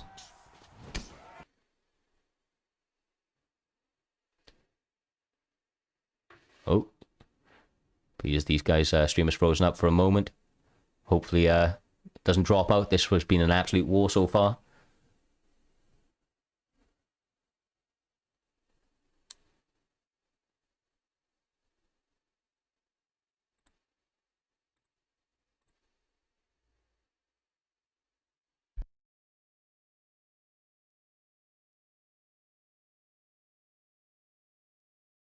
Well, this is fairly painful. We'll take a short intermission and just try to refresh this real quick.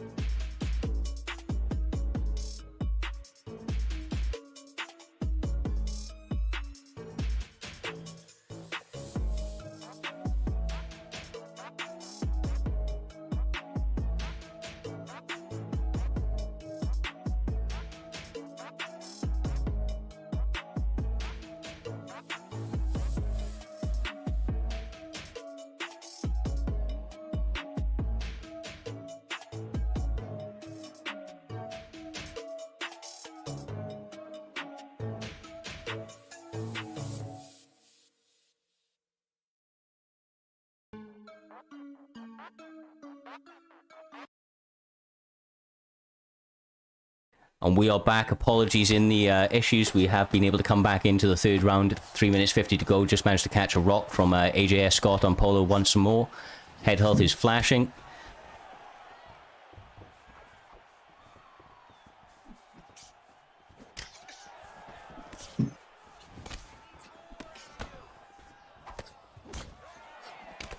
Goes for a beautiful slip there. Lovely check. Oh, on the I am leg glad kick. that we did not miss that. What a knockout. Very happy for Oh. AJ Scott, man. That wheel kick of death. Oh my god.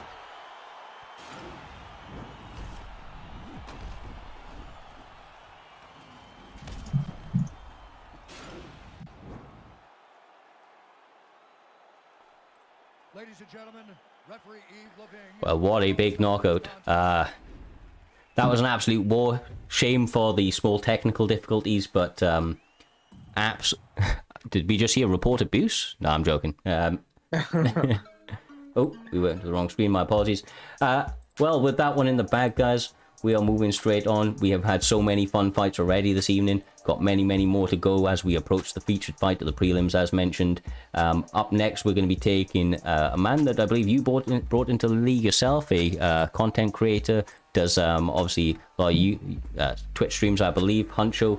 Rampage coming up against Notes. I believe Huncho made his debut in the last event, if I'm not mistaken, over there, Valentine. Is that correct, brother? Yeah, that's correct. Huncho is a very, very strong technical fighter. I like to think of Huncho striking similar to yourself, Looney. His Aldo is deadly. He can utilize leg kicks, switch kicks, head kicks. He will just overwhelm you whilst focusing not too much on throwing as many strikes in the round. He's more focused on accuracy, and he's still a composed pressure fighter. So I'm really looking forward to him fighting. I believe he's fighting Notes, if I'm not wrong. That's correct. Notes MMA. Let's say I believe this man made his debut in the last event also. Just going to have a little check of this gentleman's record, unless either of you have it handy. It's a Poirier mirror match. Huncho and Notes are coming off losses. And yeah, I'm pretty excited for this one just because... Oh, sorry. Sorry, no, I was just going to say, because, Poirier did receive a huge buff. He's got, 96 power, 95 speed, 97 accuracy, or something, 95, 96, 97. Yeah, they just mixed up there. Huncho's immediately trying to mix up the games, go, yeah. Beautiful takedown. Lovely and scramble. good defense. Yeah, Huncho does like to clinch at times. When he feels threatened, he will just say, "Come here, motherfucker," just clinch you. You gotta love it. Gotta mix it up on your opponents. These guys start to try to work a little bit of feints on the outside. Nice step off right there from Notes MMA, showing that he's game himself, landing some nice work on the inside. And I mean, obviously Huncho's showing that he's very composed. He's not getting flustered, even though he's eaten a couple of shots, staying behind that block, looking to work leg kicks and so on from the outside. Definitely. I mean, Huncho is ranked, I believe, number 30 or number 40 in the world. This man has fought a lot of the top level strikers. He is always composed. He never loses his cool, even under pressure. That's what I really like about fighting him. And you will probably be able to see more of that in this fight. And it's a nice little double jab. You can already see Notes' right leg looking low. Oh, Huncho gets rocked. Yeah, Notes has dangerous hands, man. He's finding openings for maximum vulnerability. Huncho staying composed, and I'm really, really appreciating the fact that he's not getting frustrated at this point. He knows that this is early. Obviously, he's been rocked once or twice, but it's still all to play for. There's no need to throw it away, even though you've had a couple of shots in this point, and so far he's doing everything that he needs to get himself back into this fight. Beautiful jab followed by a Superman punch there. Yeah, I'm very excited for Huncho to get his game plan going. They both don't have a lot of health on their legs. But I feel like Notes is much more noticeable given how low it is compared to Huncho's. As I say that, the man does get his leg worked. He gets Notes' leg starting to blink slightly. Again, goes back to that leg kick. See, that hook on the inside as the kick was coming up, it's very, very dangerous, man. Got to be careful of these kicks, especially with the hands and the power of Dustin Poirier. Notes is returning the favor with those calf kicks. Oh, adding up. Huncho's finding a home for those and then goes up top, landing beautiful sequence of shots. Oof. Yeah, man, that's what he likes to do. He will keep working your legs to a point where you focus too much on your legs, and then your head is gone. I would just like to see Notes switch stance and utilize his recovery to a point, but I feel like it's a bit too late now at this round. Both the guys, switch stance if your legs getting worked. At least take even damage so your recovery comes into play in the next round. Yeah, But that was a very, very interesting opening match. These guys seem to have each other's numbers in different ways. They finding openings on each other's, and having huge success, getting maximum damage when they're, when they have an opportunity, they're taking it with both hands and really running home with it. I imagine that this fight isn't going to go to the judges' scorecards, but we're starting the second one, and no touch of gloves. Interesting. Notes is all about that business tonight. I haven't seen any gameplay from either of these guys that would warrant that type of reaction, but hey, sometimes people get a little heated once they start getting competitive. Yeah, sorry, as you were saying, no, brother? No, I was just going to say, I really like that Notes has started to mirror Huncho's, leg kicks, and both the guys' leg health at this point is very similar. Yeah, you've definitely got to get your opponent back a little bit, whether it be via checks or leg kicks of your own. But leg health is now blinking on both ends, or has been blinking on both ends, I should say. But Huncho probably a little bit better in terms of health stats currently. Definitely. And Notes does have a very, very slight stamina advantage, but I feel like his leg is giving up on him. He needs to start doing something different here. Maybe start taking Huncho down or putting more pressure on him with the head hunt, because he's not going to do much to that leg at this point. Because if he gets checked, his leg health is going to stop. Create a leg event there. Definitely. I mean, at this stage, I don't know about yourself personally, but I will often switch to just trying to overwhelm my opponent with punches. It's, like you say, very, very dangerous to throw any sort of leg kick now with Notes. He's got to make sure he's bringing it up to the body or bringing it up to the head, because one check could literally be end of the night for him. And his left leg is now hurting, also within blinking range. Huncho made a great adjustment with these leg kicks. Definitely, man. Huncho's leg kicks are very dangerous, but I just don't want to sleep on Notes, because I feel like Notes could just come out of the blue and just land that hook uppercut with Dustin, and it might all be over before it even begun.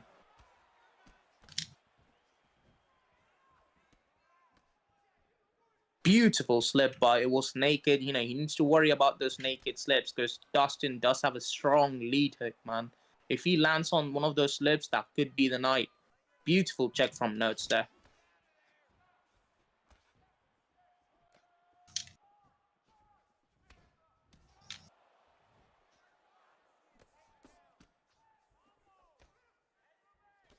With a couple of strikes, not ideal. Double jab from Huncho.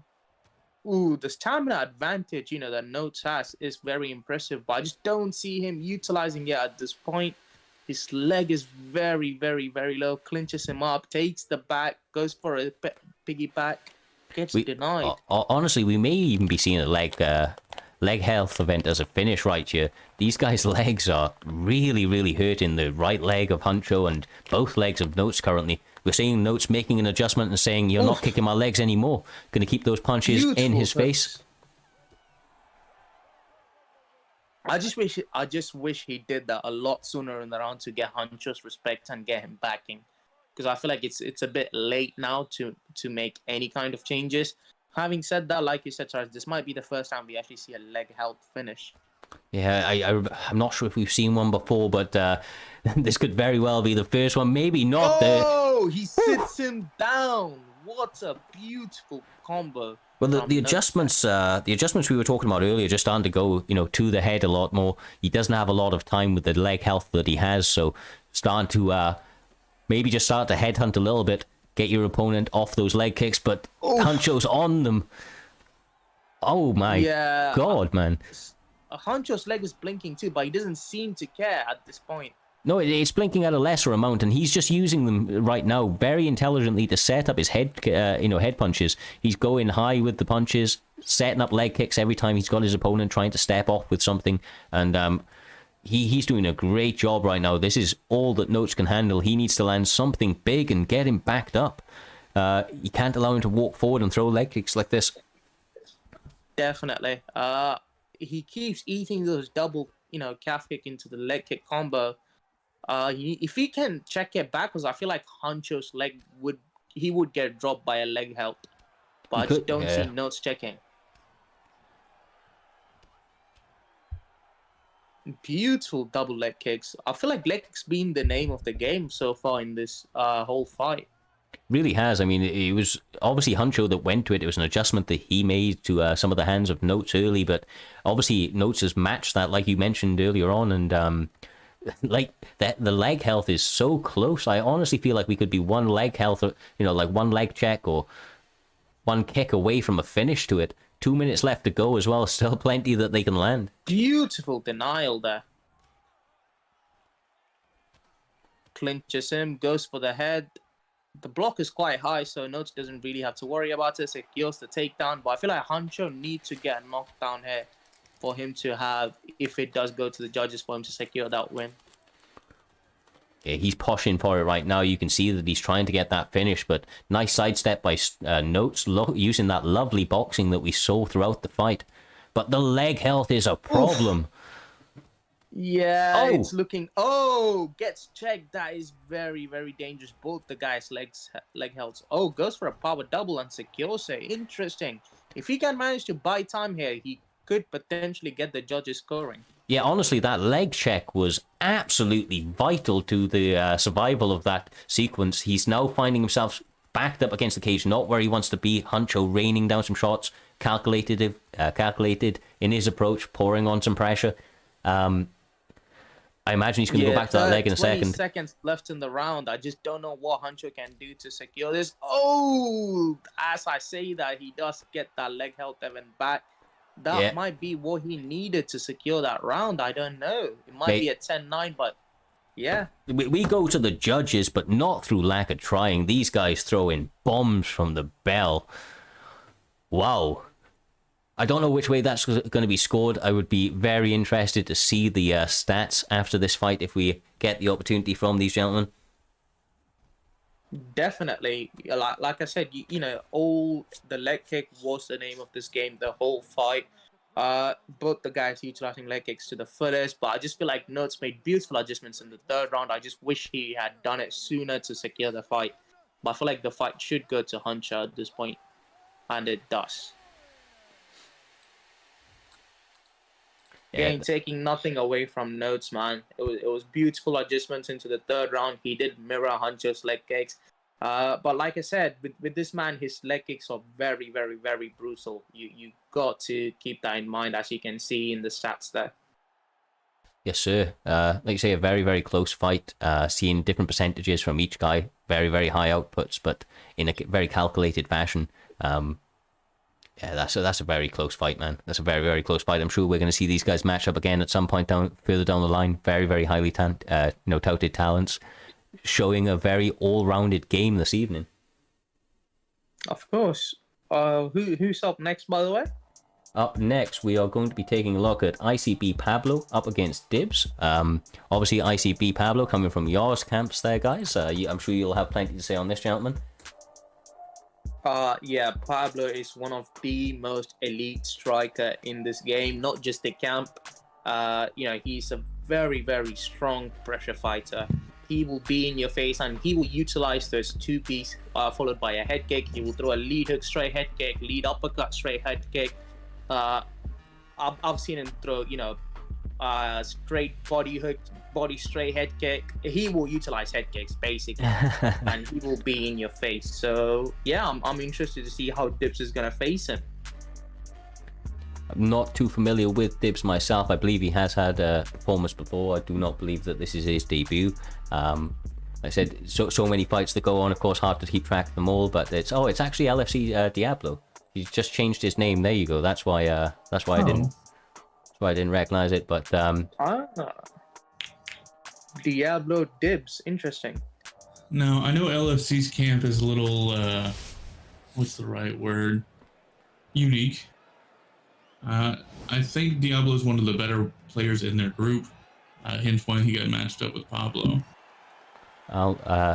Interesting to see how Pablo throws down. Like I said, I'm not overly familiar with either guy. Massively not had the pleasure of sparring either guy, but they're going to be putting on a show this evening, placed fairly high up the card, obviously, as we're meeting our featured prelims. Very, very close now. Kind of co-main to that, if you will, starting out with some nice little side kicks from Diablo.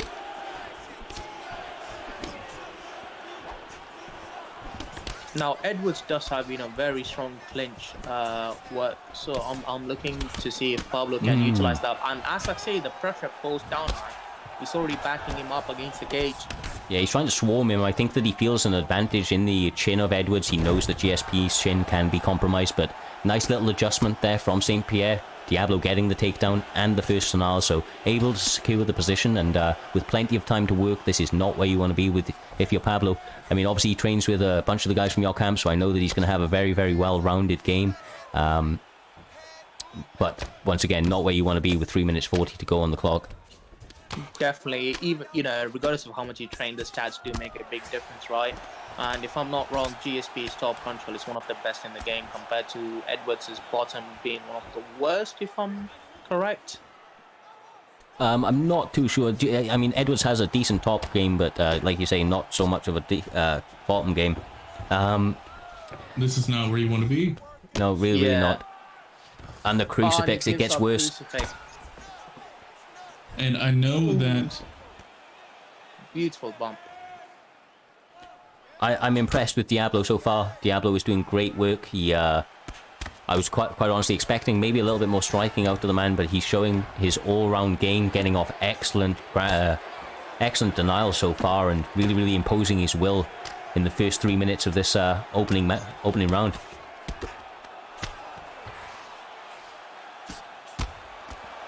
Beautiful ground and pound from Diablo there, mixing it up well with the straights and the hooks. Yeah, Pablo's doing a good job of minimizing the amount of damage that he's taking. Gets up in this position by the looks of things. He does. Eats a lot of stamina. Oh, he does get the get off the cage. That's very good, because Diablo can tear you up against that cage. Now Pablo's head health is looking not considerably, but a lot, noticeably lower than Diablo's. But we do know, Edwards has a much better chin than GSP. Definitely so. That was a good little exchange on the inside from Diablo. Once again, Diablo is doing a good job of circling out. He's got to be a little bit careful because Pablo's looking to land those combinations anytime he gets on the inside. Playing around with the range a little bit of footsies into an ankle pick, but nothing to do in. Beautiful defense there. Yeah, lovely great. Defense. Really was. They can be a little bit harder to get, especially with the setup. Nice duck, though. Oh, that's big from Diablo. This is where you want to be. Dumps his stamina out. Yeah. 6 seconds left. Goes for a takedown. Go ahead and get... He secures this one. Oh, the round. No, that's a very big round from Diablo to start out. Yeah, that's all sorts of adversity for Pablo. Pablo showing that he's game, though. Obviously, showing very, very good defense throughout the course of that fight, but got to be careful coming into the second round. Looks like GSP is trying to pour on the pressure and not let him get going. Definitely, and I also like that, Diablo is taking the pressure to the pressure fighter, because most often not, that's what pressure fighters' weaknesses are, is, being pressured back. I mean, right now, though, he's doing a good job of taking center. He is following cage cutting now. That's much better work. Going to make the cage feel a lot smaller for your opponent if you're able to cage cut a little bit. But another great duck from Diablo. He is all over those ducks so far tonight. You got to be careful whenever you're using those head kicks, especially when your opponent's already ducked one. Really do, man. That's, like I said, Diablo is all over those ducks right now. But he's eating a couple of body kicks while he finds himself backed up against the cage. Nice slip hook right there. Interesting. Goes for a little calf kick there. Cheeky.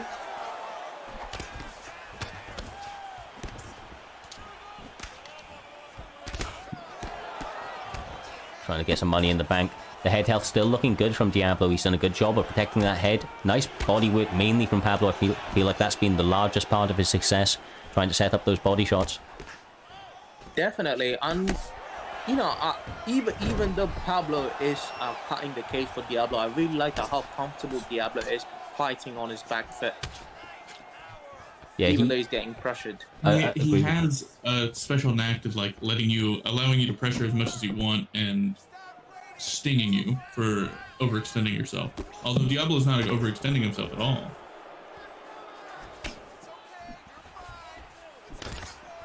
beautiful slips and ducks from Diablo so far. He's been, able to duck those head kicks and those straights.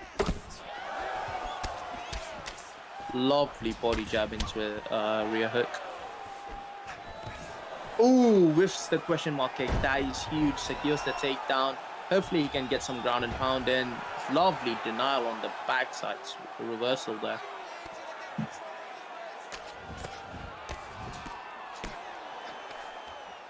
Empties his gas tank, which is a bit risky, yeah. Yeah, with a minute to 10 left to go as well, this is going to be dangerous. Pablo does need to get some damage off, but lovely defense from Diablo.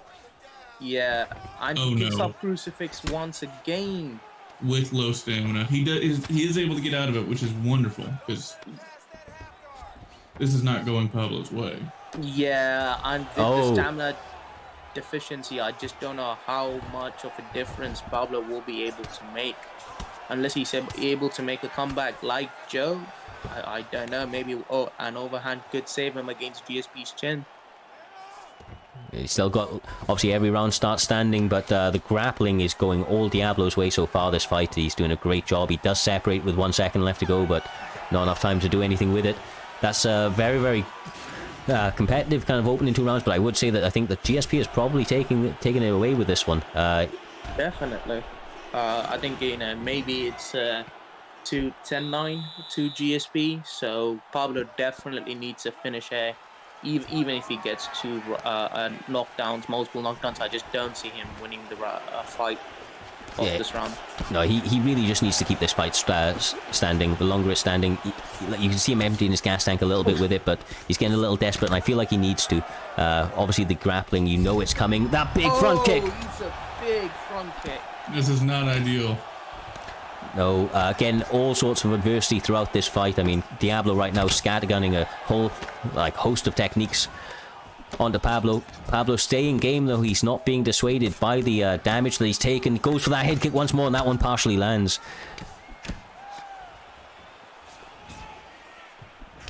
Oh, their head health is a problem right now for Diablo. He's really not being dissuaded by it, though. Still taking that forward step. Can he stop this takedown?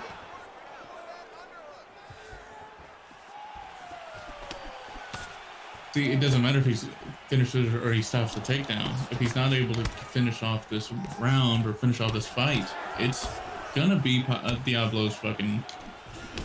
Yeah, definitely. I mean, at this point, I don't really blame Pablo for emptying out his gas tank and going for it. Oh, he gets sat down. No, he definitely had to do so. His biggest success in this fight so far has been in the beginning of this 3rd round, so if he can get himself back to it, I mean, this is a good position, but he's probably not going to want to stay there. Goes for the separation, and 2 minutes 30, he's going to be looking for that finish. He's getting very, very active in this round. Not much stamina left to do it with, but he's giving it everything that he's got. Got to admire the, live or die by your sword sort of mentality that we're seeing out of Pablo right now. I just don't know how Pablo can actually secure this fight at this point. I feel like there's too much damage and way less stamina for him to work with. Yeah, he needs a big mistake out of George St. Pierre, and it just doesn't look like he's going to be given it. So far, Diablo is putting on an absolute perfect performance. His best performance to date. I mean, this one's definitely going to stand out in mind going forward if he manages to get the win with this last minute 20 to go. I don't think he's going to let him get up. Oh, wow, he does.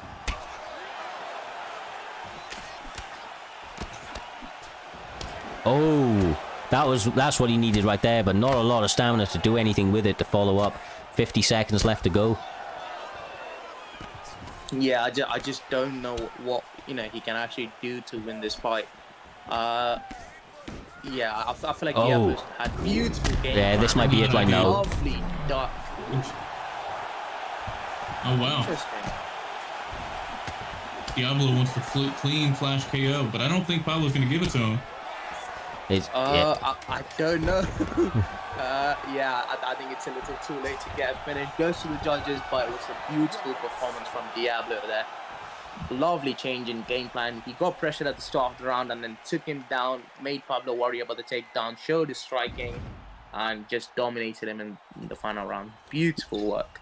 Yeah, he found success, like you mentioned, with that takedown after he got it at the first round, and once he got that early success, that became the game plan for the rest of the fight, and was able to get massive amounts of success. A little bit unfortunate for Pablo, he wasn't able to display his full array of striking, but was able to defend very well, but that sort of pressure is very hard to deal with, especially when it's being utilized so well. With that one in the bag, guys, we're moving on to the main event of our prelims, our featured fight of the prelims, if you will. It's going to be Gold Voltage up against Pl1 Haze. I believe Pl1 Haze is part of the BMFers. EMF. Yes, sir. Obviously, Gold Voltage has had some great performances recently. I believe he picked up a nice win in his last fight out. Interesting to see these guys stack up. Obviously, we're moving ever closer now towards our main event. We've been seeing a lot of BFAPs via ICBs in the chat, so obviously you know that there's a bit of hype building towards it. No love lost between the two. Obviously, a lot of mutual respect, I'm sure, but there's one hell of a main event ahead of us. But as of now, Gold Voltage, Pl1 Haze. All to play for, guys. All to play for. These guys are trying to make a name for themselves. Yeah, definitely. I mean, he did say Gold Voltage did secure the round 3 finish by a sub, where unfortunately Stonehands did end up rage quitting. That was the matchup right there. I remember that, brother. I remember that. Yeah. So yeah, let's see if we can do the same thing to Pl1 Haze. Now, I have fought both the gentlemen a couple times. Pl1 Haze more so than Gold Voltage, and I know how dangerous Haze can be with his unorthodox striking. He utilizes those jumping spin kicks to the body with Aldo and Pettis quite well. So yeah, I'm interested to see what Voltage can do to counter Haze's unorthodox striking here. Yeah, right now Haze is doing a great job of mixing up those kicks. He's gone leg, body, mixed into switches, but Gold Voltage answering back with 1 or 2 of his own. Imagine he's going to try and pour on the pressure and get Aldo a little bit gassed, using very good in and out movement, trying to make him miss 1 or 2 shots. Oh, yeah, he's doing a great job of. Oh, and he mixes up with the takedown. Wonderful. Beautiful takedown there. Yeah, this is where you can be if you're Volt. But obviously, you mentioned a moment ago he got a round 3 submission in his last performance, so gonna have to see if he's able to walk away with another submission, but gonna be tough against an opponent like Billy Conley over here, or especially with somebody like Aldo. I believe he has a very, very high submission defense. Yeah, I believe so. And interesting, he decides to carry the fight on the ground to show Gold that I'm no slouch on the ground either. If you want to take it to the ground, we can. Beautiful denial there. This is obviously very good for Pl1 Haze. He I imagine he's probably going to still want separation. At least myself personally, I know the Aldo feels very, very strong in the striking exchanges, but does not have the best cardio. Definitely, and I believe it's even worse on the grapple cardio, grapple stamina. Fakes aside, beautiful denial. He is working that body, but I would be wary of basically making a transition, see if he can get a posture up to the backside and lay some ground and pound, because this isn't going to do too much at this point in the fight. Gets up transition. You see a nice hook on the exit. These guys back in the striking now, landing some nice shots. Right at the end, lovely head work right there. Huge whiff from Gold Voltage there. Yeah, we can already see that Aldo is trying to get that stamina advantage, and that's a horrible thing to happen if you're trying to keep your stamina up. Beautiful catch with a beautiful sweep there. Postures off. Let's see what he does. Stays patient, takes shots, calculated shots. Secures the top mount. He's unbelievable how fluid he is in his motions on the mat. Builds GA by throwing nice body strikes. All right, we'll see how he chooses to defend here. Postures up again to deny that transition. Gets a half guard sweep.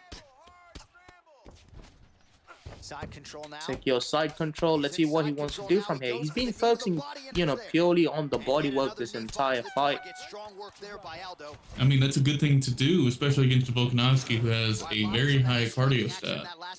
Yeah, it becomes a bit of a problem with Aldo as the fight goes on if you're unable to get your opponent's stamina down one way or another. And like I say, working the body in those ground exchanges, very, very smart move by Haze. So, very interesting first round, guys. I mean, we've seen a kind of little bit of different looks towards each other in the striking. Obviously, a little bit of grappling as well. Very all-rounded opening round, but starting out very strong now, Haze. He's coming into the second round with a big advantage in the stamina.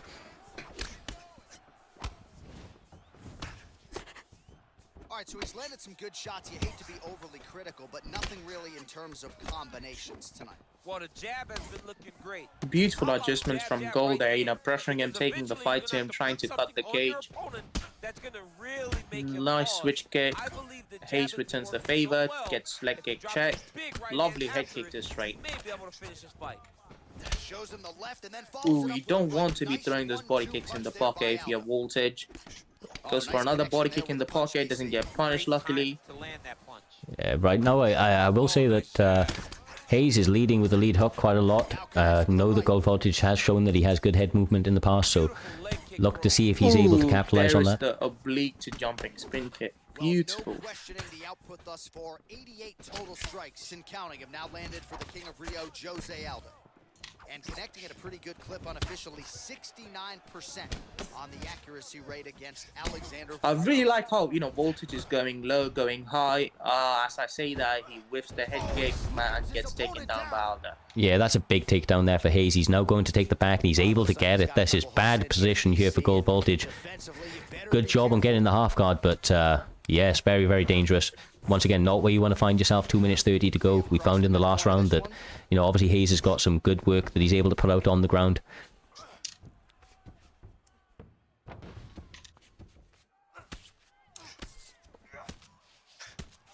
And he's able to just keep chopping up that body, and that's very effective if you're trying to frustrate your opponent and get their stamina down just a little bit. Yeah, I mean, as you can see, you can already see the stamina advantage, you know, Haze has over Gold from the last round pound work, from the last round, sorry.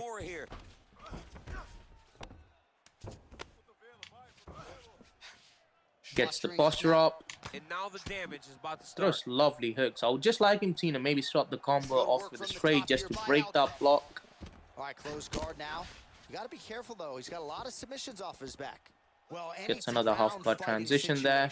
With this fighter, you're potentially He gets backside.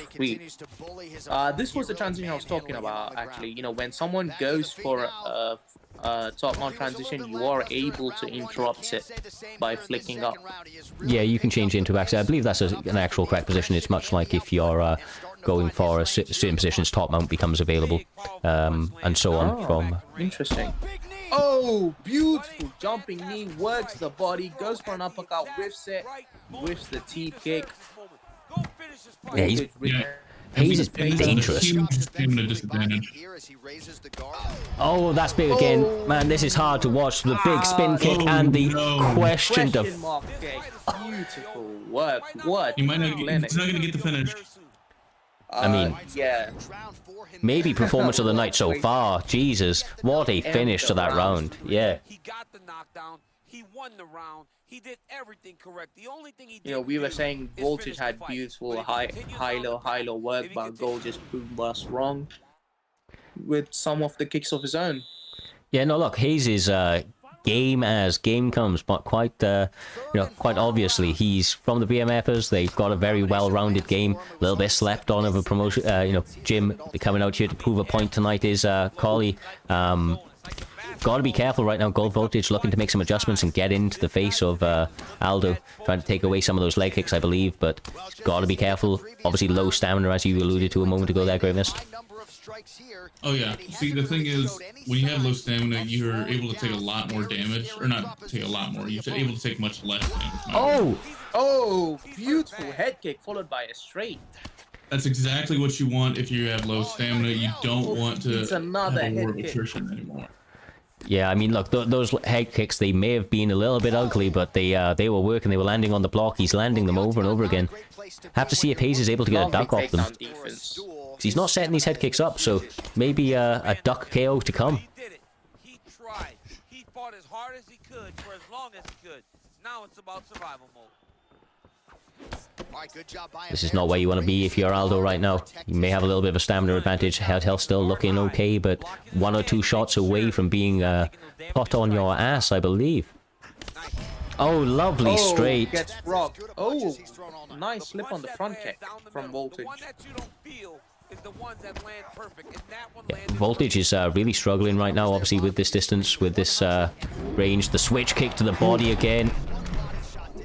I mean, they were good hooks, even though he was rocked. I mean, Yeah, but I just don't see them doing much damage. His stamina is No. low and he's rocked. yeah, I was going to say he's got nothing at this point. That was a hard thing to come back, but Good job.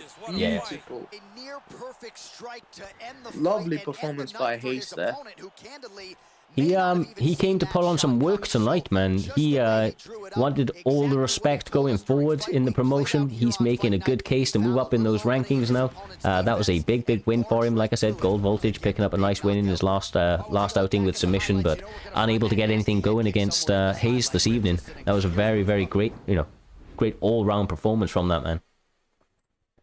Yeah, definitely. You know, 100%. But sorry, with that- Miss, you were saying?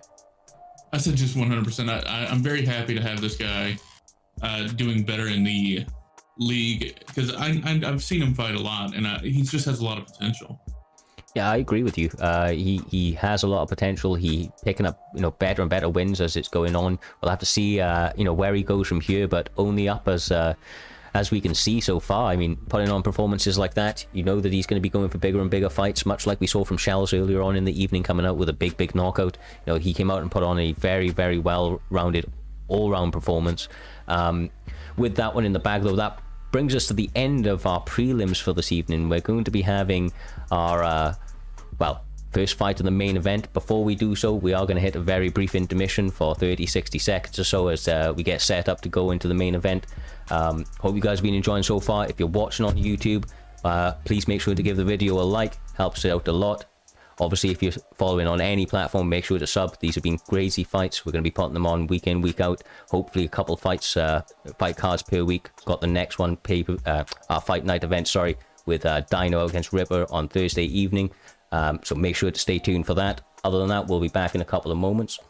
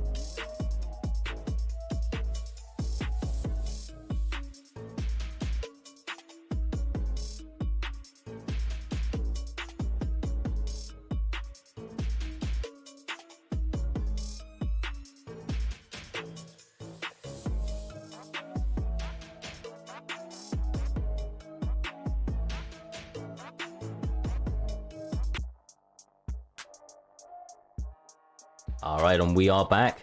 We've got Get a Bag Bumba up against Slick. These guys are going to be using their calves. it's going to be an interesting matchup. I mean, has made an Agapova calf that I know he's been raving about quite a lot. Interesting calf pick by Get a Bag Bumba by the looks of things. Oh wow, interesting is Oh, wow. yeah, interesting is definitely one word to describe that Why? calf. Why is that? Okay. Don't know. I'm just not gonna comment on it. It's fine. Yeah. I mean, I don't know how we managed to achieve it. I don't think we can. I'm proud of him. Proud of him yeah. for doing all that. Because Uh, he had to be labbing this for hours. yeah, I mean, at this point, I'm just speechless. SlickColt very, very proud of his calf. Got that, worked very hard on the chest tattoo and so on. Have to say it's a very accurate looking calf. Shout out to the man that made it for him. We'll give the calf model. Oh, okay. I don't know whose calf model is more amazing at this point. Because it's very hard to achieve what Bumba's achieved. It is. It really is. It's definitely the first time I've seen this in this weight class at least. In any women's weight class, Yeah. I don't think you can actually go topless. No, of course not. Well, Agapova starting quickly right now. Duck from the ducking roundhouse. Now, these two guys are predominantly grapplers from what I understand. I mean, I always thought the Bumba was more of a striker, but the Get a Bag camp training with the BFAP camp quite a lot. These are, it's friendly rivalry right here. It looks like they're going mainly striking in this opening go-in, though. Throwing absolute bombs to start out. Yeah, definitely. And, I'm just waiting for Slick to take it to the ground. That's where he predominantly shines. Yeah, I did actually have the misfortune of coming up against his Agapova calf in ranked before. He does actually like to strike with her quite a lot. Obviously has the grappling to fall back on, but likes to throw those wacky and crazy kicks. Goes up the body, goes to the head, lands the leg kick right there. That's big. Beautiful rock. Now you can see the noticeable difference in the block after the patch. Hopefully Bumba can take that into account. Get slip uppercut. Not the slip uppercut. Yeah, Those things hurt. he needs to be a lot more patient if Bumba's gonna start striking. The thing is, he can't even afford to take Slick down because I believe Slick might be a better grappler than he is a striker. He's definitely one of the best grapplers in the game. Makes it very, very dangerous to try and take this man down for sure. But these guys are probably trained quite a bit. Like I said, the Get a Bag camp and the BFAP camp. I know these guys are very friendly in terms of training with each other and so on. I believe Get a Bag is actually BFAP Academy. Yeah, they take them on from Get a Bag to BFAP, if I'm not wrong. I believe so, brother. I believe so. They're very tightly knitted anyway. Obviously, we see that they're fairly familiar with each other. The striking so far is this is not what we expected coming into this matchup. Not to say that I am, unhappy to see it. More than happy that these guys are throwing bombs in this opening 4 minutes so far. It's like I said, just a bit of a surprise. You would imagine a little bit more striking out of either person, but they seem to be content landing these shots on each other with urgent success. I mean, Slick's got his head health blinking a few times with Bumba. Yeah, definitely. And the leg health as well is considerably low. The block is low. If I'm Bumba, I'm just looking to take Slick to the ground. I don't care if he's a better grappler than me. I want to survive this round and go on to the next round.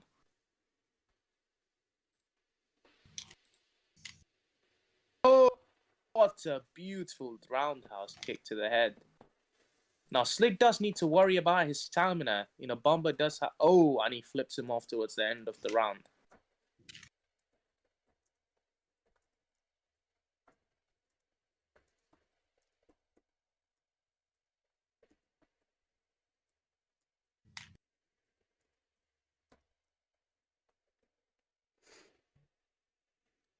Both the guys starting off stand up. Yeah, interesting to see if either one of these guys tried to take the first fight to the ground. We're yet to see a takedown attempt out of either guy. Yeah, I just don't see Slick going to the ground considering how much success he's having stand up. No, like you say, or like I said earlier, he does definitely prefer to strike, and so far he's having huge success with it. His Agapova calf is doing some work this evening. Bumba's looking to answer back. He's nice duck right there. Not able to capitalize on a damage punish, but excellent work to get out of the way with that duck. His leg health is blinking quite heavily, and his head health is low, and now it's starting to blink. He is rocked. Yeah, Slick is doing beautiful work on his striking here. He really, really is. And 3 minutes 30 left on the clock. This is obviously dangerous territory for if you're Bumba. He's got a great stamina advantage right now. If he is able to take this a little bit deeper without sustaining any more damage, he may be able to get some success off, but he has to do something to get SlickColt's respect, because so far SlickColt is marching him down and throwing with reckless abandon. He's being allowed to throw whatever he wants, and he's not getting any respect. My God, that lead. Oh, no. He's got no leg health. He's got no head health. The only thing he's really got is stamina, and even then, it doesn't matter if you have stamina if you get your ass knocked down with one punch. Yeah. I mean, I just don't know what Bumba can do other than take him down. At this point, the only hope is for him to take him down. Oh, and he gets sat down again. He's managed to get a couple of nice ducks off. If he can get something with a big punish, he has the stamina, like I said, to push for the finish, but Slick is not giving him an opportunity, as we alluded to a moment ago, just pressuring forward and having a very smothering effect. Look at that check hook. The head health isn't there. The leg health isn't there. It's really, really tough times for Bumba right now. Goes for the jumping knee. I just don't see how Bumba's going to secure this fight, let alone this round. The leg. Oh. He switches, but I believe people are calling it for Fight of the Year. I would rather call it Fighter of the Year or Fighter of the Decade, given Bumba's calf. Oh, wow, man. Oh, he keeps falling into that ducking roundhouse. And Slick doesn't want any of it. He gets the head kick. Falls for that question mark kick. Good job from Slick. Finish from Slick there.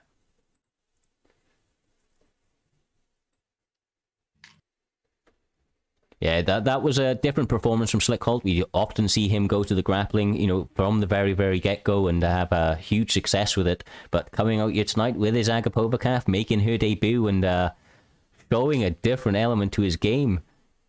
Yeah, definitely. I mean, when you have Trixie as your campmate, you can't afford to slack off on striking. Even though these guys are predominant grapplers, they do have beautiful strikers in their camp. Yes, sir. Yes, sir. With that one, guys, we're moving straight on to the next. It does obviously say myself up against Suprottoman. That fight, unfortunately, isn't going to be able to happen this evening. We're going to be rescheduling that for the next event.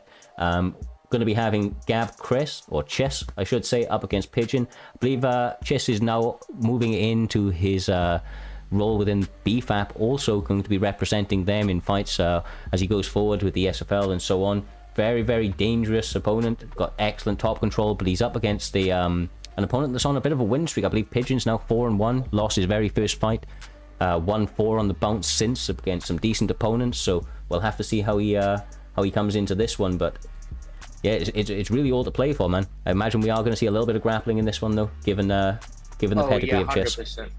Definitely. I've sparred with both the gentlemen. I know Pigeon quite well. I know Chess more than well.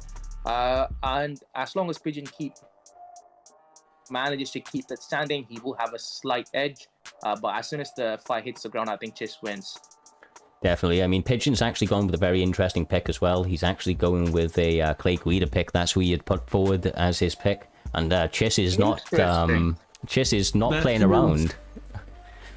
That feels so disrespectful. It really does. It really does. But yeah, I mean, against Chess's Khabib, I don't know, because Chess is probably one of the best Khabib role player in the game. He is known as a wet blanket in the nicest way. And given his joining BFAP camp now, I just don't know what Pigeon Scout's Guida is going to be able to do. Yeah, I mean, look, Guida's got great cardio and everything down those lines, but Chess, you say he's a wet blanket. He's good. I wouldn't say so. His top game, he likes to pot out damage. In the fights that I've seen him compete in before, when I've had the pleasure of sparring with the man, he rains down some dangerous ground and pound, able to threaten with some submissions, but like you say, it's just impossible to get off you. So Pigeon's got to be on his game right now. He's already gone ultra disrespect with the pick. So fighting uphill against a dangerous opponent, basically. Yeah, definitely. And interesting to see I was just going to say interesting to see him striking. As I say that, he secures the takedown. Yeah, he gave it longer than he would normally, but now it's on the ground. We're going to have to see if Pigeon's got anything for him. Gets a nice little denial off right there, landing some elbows on the inside.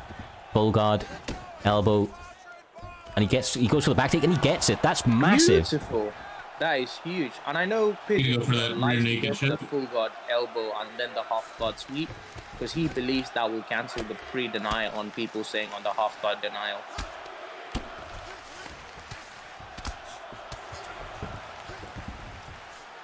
Reader pick does getting the support from the public. Yeah, don't get me wrong, I rate the pick. I just don't know if it was a smart move against a man like Chess over here. Yeah, I agree. Definitely. Smart and fun are not always equal.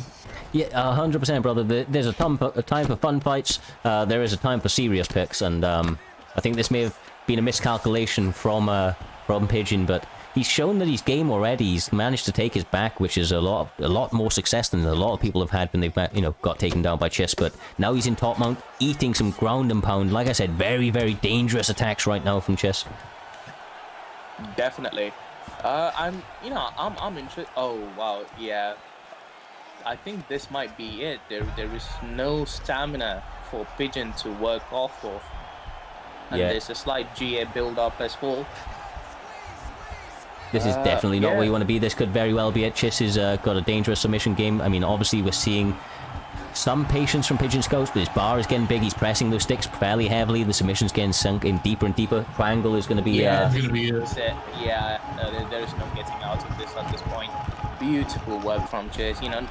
Like I said, man, once this man gets you on the ground, you're not going to get him off until the end of the round. Yes, sir. Oh, no. He's going to maul you as much as he can. Well, like I said, he takes an opportunity right there. Any opportunity you give him, he will take and run with it. He had opportunities for ground and pound. He rained down the ground and pound. He had an opportunity when his opponent was cast to sink in that submission. And beautiful work once again from Chess. This man's a problem. I'm interested to see where he goes from here. It's only going to be up and onwards. I mean, obviously he's fighting fairly high up in the card. He's ranked 8th right there. He was defending it against Pigeon, who was coming in with the 13th spot. So, he came in, showed that he deserved to be in that top 10, and I imagine his next one's going to be looking to peek into that top 5. Chess has got title implications in the near future by the looks of things. Definitely, and I feel like he just called out Styles. He just called out Styles. That is a interesting call, okay. Oh, my bad. Grappler versus Grappler. Trixie. He gave Trixie, my apologies. Okay, but still, once again, I feel like he should call out Styles. I know Chess. I've heard this shit. He talks about Styles in my party chat. So yeah, Styles, please, Chess, make it happen, Doc. Well, Styles has got tougher. He's going up against the champion this evening, so he's got to get through that one first. But right now, Chess picking up a big win. He's making his calls, so we'll have to see where the landscape lays after tonight's event. But right now, Chess moving up in the rankings by the looks of things, picking up another big win against a tough out. Like I said, this guy was on a 4-fight win streak prior to this, so that's a big win for him. Definitely.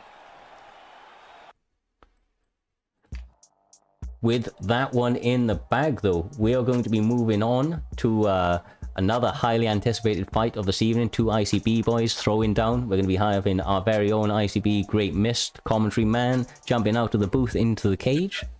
Obviously, against this fight. Yeah, appreciate it. Good luck, brother. Good luck. You're up against a tough guy, obviously your own teammate. Imagine you're very, very familiar with each other's styles. ICB Lepo. I can tell you that this man often kills my buzz of my first fight. I know Lepo to be a predominant grappler, and Mist, as you all probably know, beautiful pressure fighter. Loves to utilize his head movement. Yeah, I'm actually looking forward to what these boys put on tonight. Yeah, very well rounded. Like I said, Lepo is a dangerous opponent. I rate the picks very, very highly. I mean, Lepo is going with the Cub Swanson pick, I do believe. And obviously, we got Stevens pick out of Great Miss, which also very highly rate that pick. Interesting. Yeah, I mean, I've actually been seeing a lot of Stevens pick recently, not just from Miss, also from a lot of the other guys out there.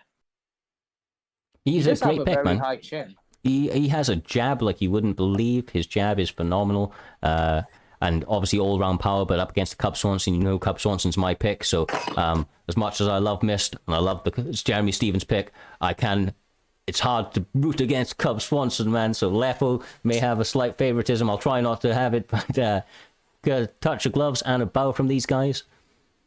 Beautiful sign of respect there. Yeah, let's see how these guys want to play out. I mean, like you said, Cyrez Swanson is a great pick, Stephens is a great pick, but you know neither of them are Holloway. So, well, this fight in particular, though, it's one of my favorite matchups on this game. I feel like it is the striking speed of Cub Swanson against the striking power of Jeremy Stevens. We're seeing these guys get very active, working leg kicks early, and that's look at. Sorry, I was just going to comment on that leg health of Lepo there, because he's looking like taking a lot of leg damage on both the legs compared to Mist's right leg. Yeah, so he's got to be careful. Stevens has phenomenal power, and the leg kicks in particular is a high-level technique that he has, that and the jab. He has a very snapping jab, but that's a huge head kick right there from Great Mist.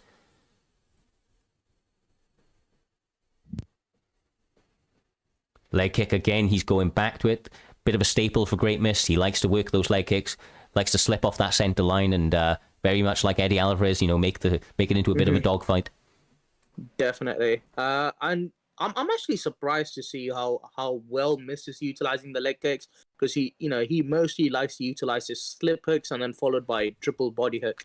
That was great. There was the slip hook. I was about to say that was great work from Cub Swanson for a moment there. Lepo was doing a great job of finding his shots, but the one slip hook right there from Great Mist, able to put him on his bike, and man, these guys are throwing down. Yeah. I don't think this fight is going to go past round one, knowing both the guys and knowing how badly they want to finish this. I just don't think this is going to go past round one.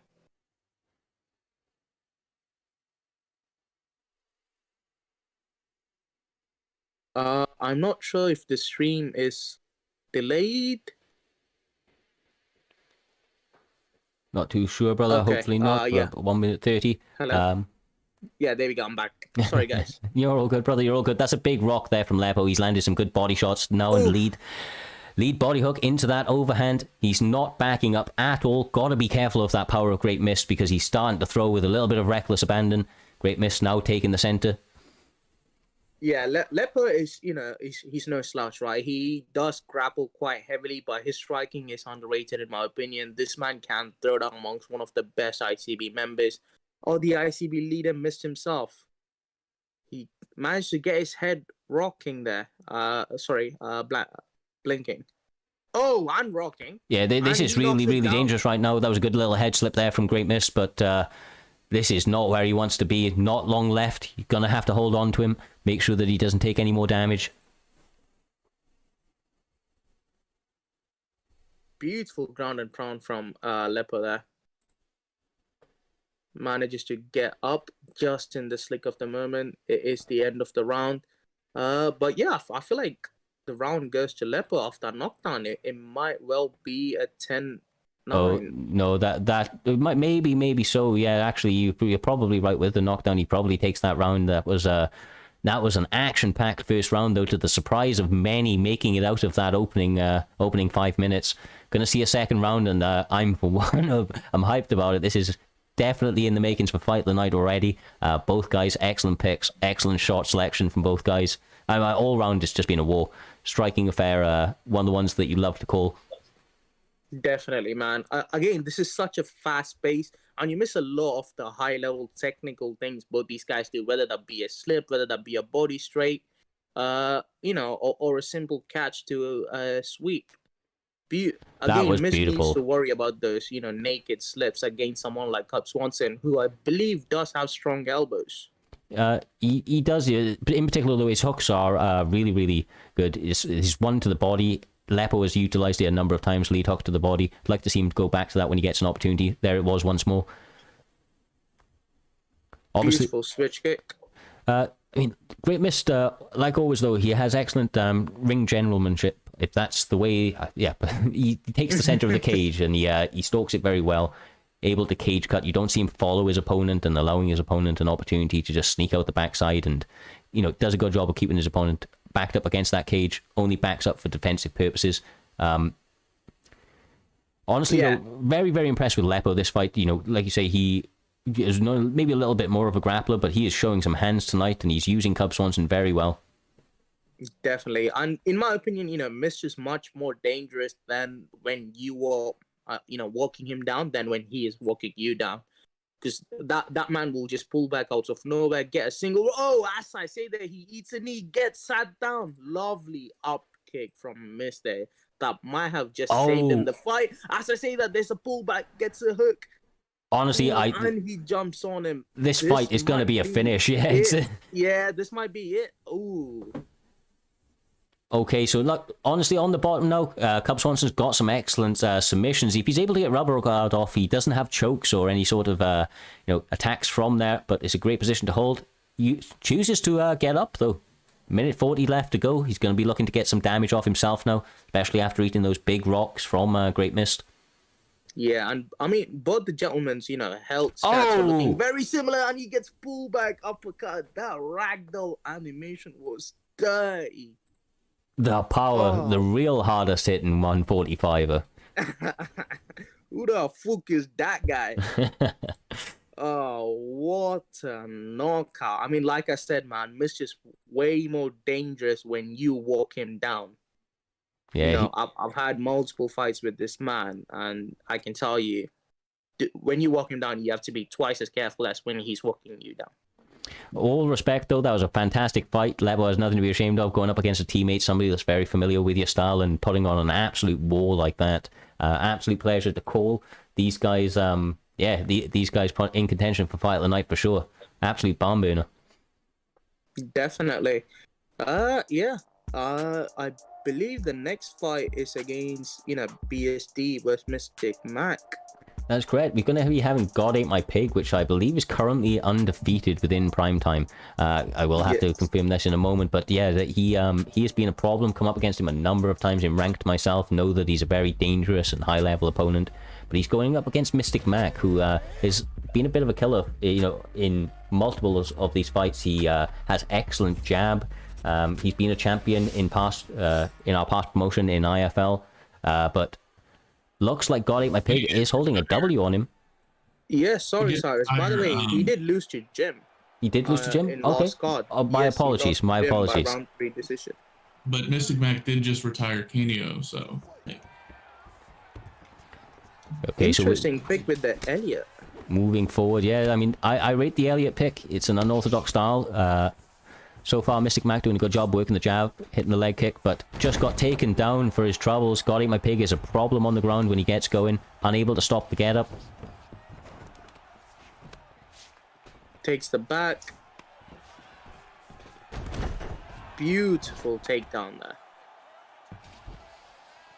Just managed to get the get-up.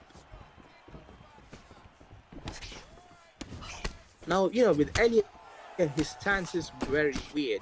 When I've used him, there's something about it that was just uncomfortable. I don't know what it was. It's a bit like Cruz, but I can't really. Oh, that is beautiful right there. The slip. Pullback uppercut. He's managing his range really well. He's got Ate My Pig as well right now. Those slips, pullbacks have been on point. Mystic Mac now trying to work his jab, land some body kicks, but he's getting everything he can handle early in this first round. Yeah, Max just, sparred quite regularly with Jamie, Swap Jamie. So he is one of the high-level strikers in the game. And Max has been climbing through the online world championship. He's been hitting the top 30. As you can clearly see, the work's been paying off for him. Gets the back, secures the back, takes him down, goes into top mount. Let's see what he can do from here.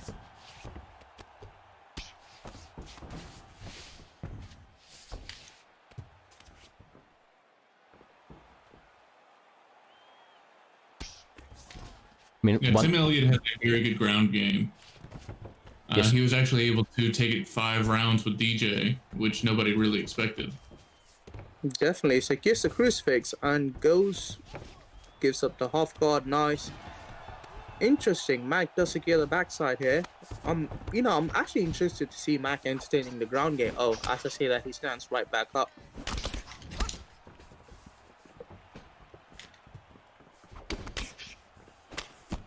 Beautiful 1-2 so far.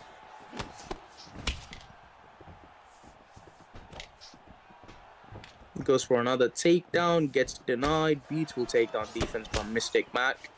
Yeah, he is definitely predominantly a striker, likes to work that jab. He's doing a good job with it, as we've seen him so far, but gotta be careful. Got him, my pig has landed some big shots already. As I say that, his head health under half, eating some big shots from Mac. Definitely starting to find his range, his rhythm a little bit.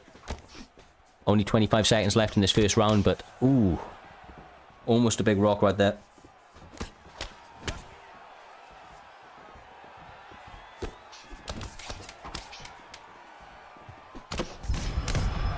Oh, and he rocks him. I think that might have just secured him the round. Oh yeah, we love a good pull counter. Yeah, both the gentlemen with beautiful pull counters there. It might just be 9-9. I don't know. 10-9 to Elliot, Max. I don't know. Tough one to score. Yeah, tough one to score, man. Yeah, I need to see the stats.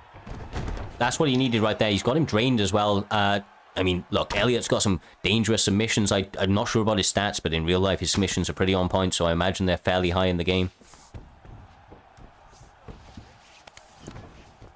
Beautiful denial there. Nice slip from Mystic Mac. Obviously, this is exactly where you want to be if you are God 8, my pig. Looking to work some ground and pound. Using that postured up position to get side control. Straight into Crucifix. We'll see if he's able to hold this position.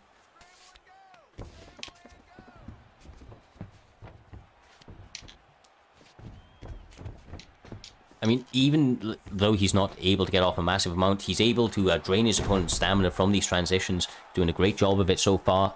Opting to take top mount. Looks like he's willing to ride out these top positions, get off some ground and pound when he can. Yeah, I'm interested that he, didn't go for the RNC when he had him in the back saying that no stamina, given how broken that submission is right now. Not many people, in this card actually used a sub, let alone RNC.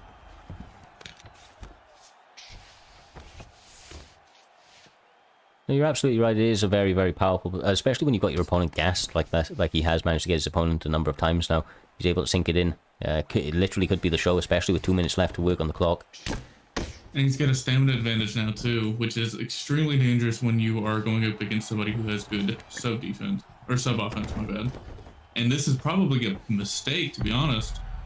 But yeah, going for the submission. And I know God 8 He does have a huge stamina advantage here, so.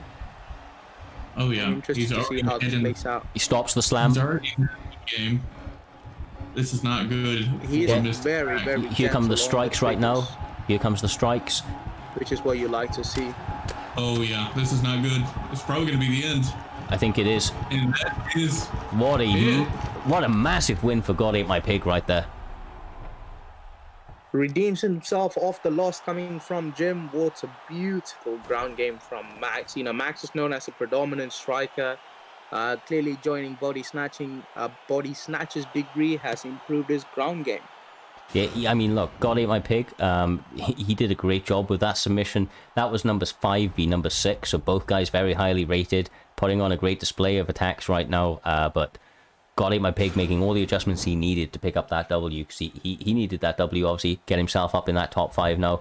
Look for, obviously, a chance at the title implications in future if he continues to win like that. Like mentioned, only loss against the mighty Honest Jim, which actually brings us on to the next fight of this evening. Our co-main event of the evening. We're going to be having Honest Jim representing the ICB up against BSD, talking of the body snatchers, with BSD Pudgey. Now this is a really, really fun fight, guys. Yeah, definitely. Oh, yeah. Both the gentlemen, very strong on grappling and beautiful striking as well.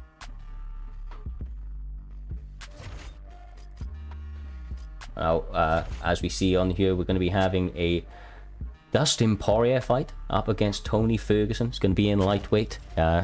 Very nice for our co-main event. You know that these fights are always absolute barn burners. Doesn't appear that these guys have actually faced off with each other before, so probably the first time that these guys are actually kind of getting to experience each other's skills. I'm sure that they've seen each other on previous events.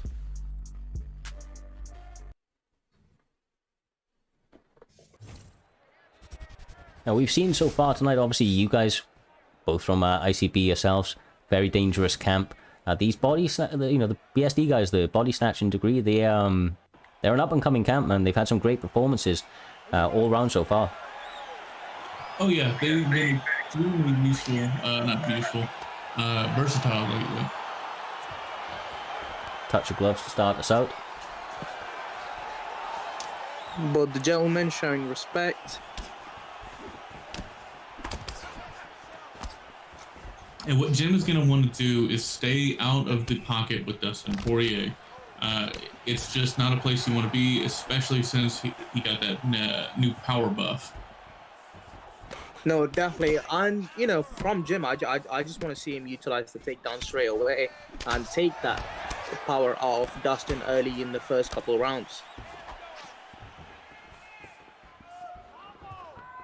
These guys taking a little bit more of a measured approach. Now, Jim, from all of his performances for a very long time, he does have a very wearing style. Likes to wear his opponents out. This is a bit more of a calculated approach in the first round. I at least from my experience, see him go a little bit more crazy in the opening rounds and really likes to push the pace, but I imagine that's out of respect for Pudgey. Knows he's up against a dangerous opponent this evening. Yeah, definitely. And Jim is someone, he doesn't mind going for the finish, but he would much rather win the game than rush a finish. He's very calculated, whether that comes down to striking, grappling, or subs. He knows when he's position over submission or position over, attack kind of person. 100%. I mean, it's one of the reasons, once again, another person. He's been an OG of the league for quite a long time now. Previous champion in IFL. Looking to get himself the hands on the primetime gold. These guys are very, very highly ranked, kind of unofficial contenders matchup, if you will, number 3 v number 1. Sure that we're going to see the winner of this matchup against one of the champions next.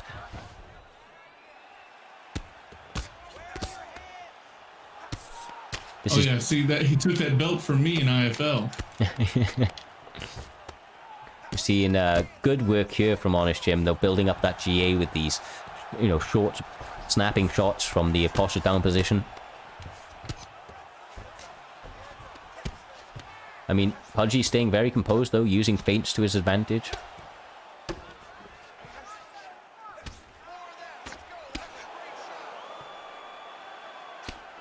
Gotta be careful punching with that hand on the head, unless he's trying to, make him posture up and maybe get a get up from that. No, he recognizes there, starts using the other hand. Yeah, I mean, not many people actually realize Tony Ferguson does not have a get-up if you manage to, sit him, get him on the top mount. Stacked guard straight back down. Potentially accidental. Beautiful posture up there.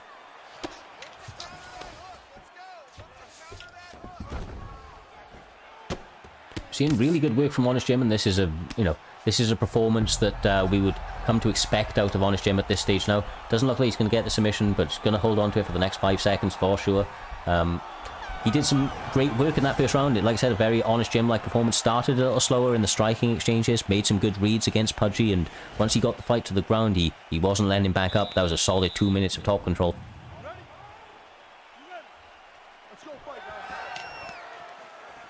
We touch him up for the second.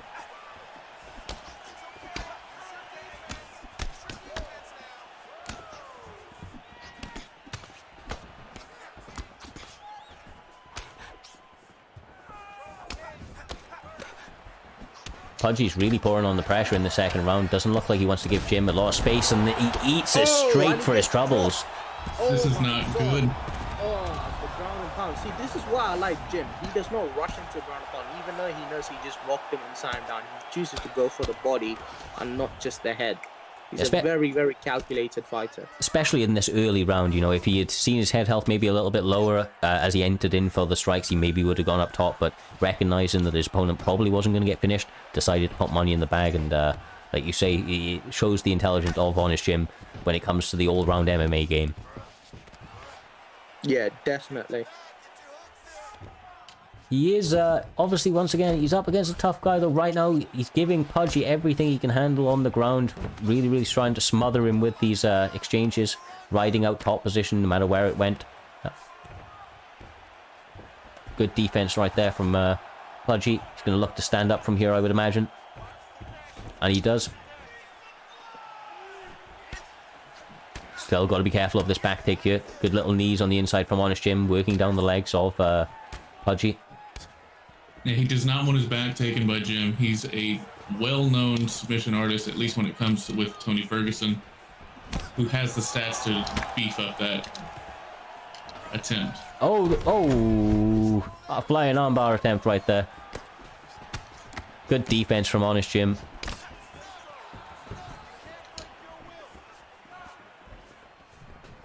Spinning elbow lands for Honest Jim right now. He's still marching forward. Pudgey does quite honestly seem to have potentially the better of the striking, but the overall kind of odds that, or options that Honest Jim are throwing at Pudgey is really catching him off rhythm. You can see that he's having to think about everything. Is there going to be a takedown coming, a spin, a slip-off elbow, whatever it may be? Honest Jim's looking very, very good tonight. Goes for that again, and he manages to sink it in this time. We'll have to see if he's able to get this deep or not. Now, Pudgey is a very good with his sub offense, although it doesn't look like he's going to be able to get it in this scenario because Tony Ferguson has like a 95 sub defense, right? Yeah, I believe so. Definitely. And the thing about Pudgey, right, he's passed with like quite regularly, and both of them, they like to make reads on their first couple subs and then catch you on the 5th or the 6th sub. So I wouldn't be surprised if Pudgey, that was just a tactic for Pudgey to make a read on Jim's pattern there. Yeah, which is an intelligent thing to do. You know, so a lot of the time those early subs can be hard to get unless you've managed to catch your opponent in a, you know, precarious position. If they've managed to give away their stamina and so on, then obviously it's a lot easier, but against a high-level opponent like Jim's going to be hard to do, so trying to make those reads early may pay dividends going into this third round. He's got an uphill battle, though. Jim has looked really, really on tonight and has been pouring on the pressure, so he needs to get something going. Still has all the stamina in the world, both men, to really put out a higher amplitude finish to this third round. Oh yeah, definitely. Oh, beautiful rock from Pudgey. This is exactly what Pudgey wants. I don't know if he's been winning the other rounds, but if he's able to get a finish, that's just taking it out of the judge's hands, and that's what you want to do. Yeah, I feel like last round might have been a 10-8 given the knockdown and the ground control from Jim. So I feel like Pudgey definitely needs a finish here to secure the fight. Yeah, he's pushing for it, man. He's getting active. He's got to be careful. Obviously, Honest Jim's very game, landing some nice shots on the inside as he's entering, but Pudgey's definitely doing everything he can. Live or die by the sword sort of mentality. Once again, you love to see it. Goes for the guillotine, isn't able to get it. Interesting. Jim rocks him back. This might Now, Jim is notoriously known to get fucked up by head movement. He needs to be careful whenever he's going for that finishing sequence. Yeah, but I'm more interested in to see if Pudgey can actually secure the dub there, because he is 4-0. The all might go. He's pressuring heavy right now. He's doing all he can to get this finish. Yeah, at the moment he's trying to brawl, which is not, it's kind of his only option now since his head health is much lower than his. Beautiful scramble.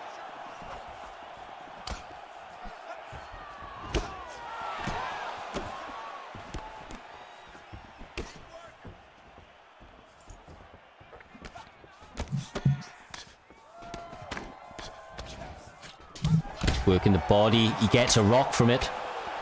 That was a dangerous exchange, but it works out. High risk, high reward. Poking at him with the jab. Body and the head. Beautiful pull guard there.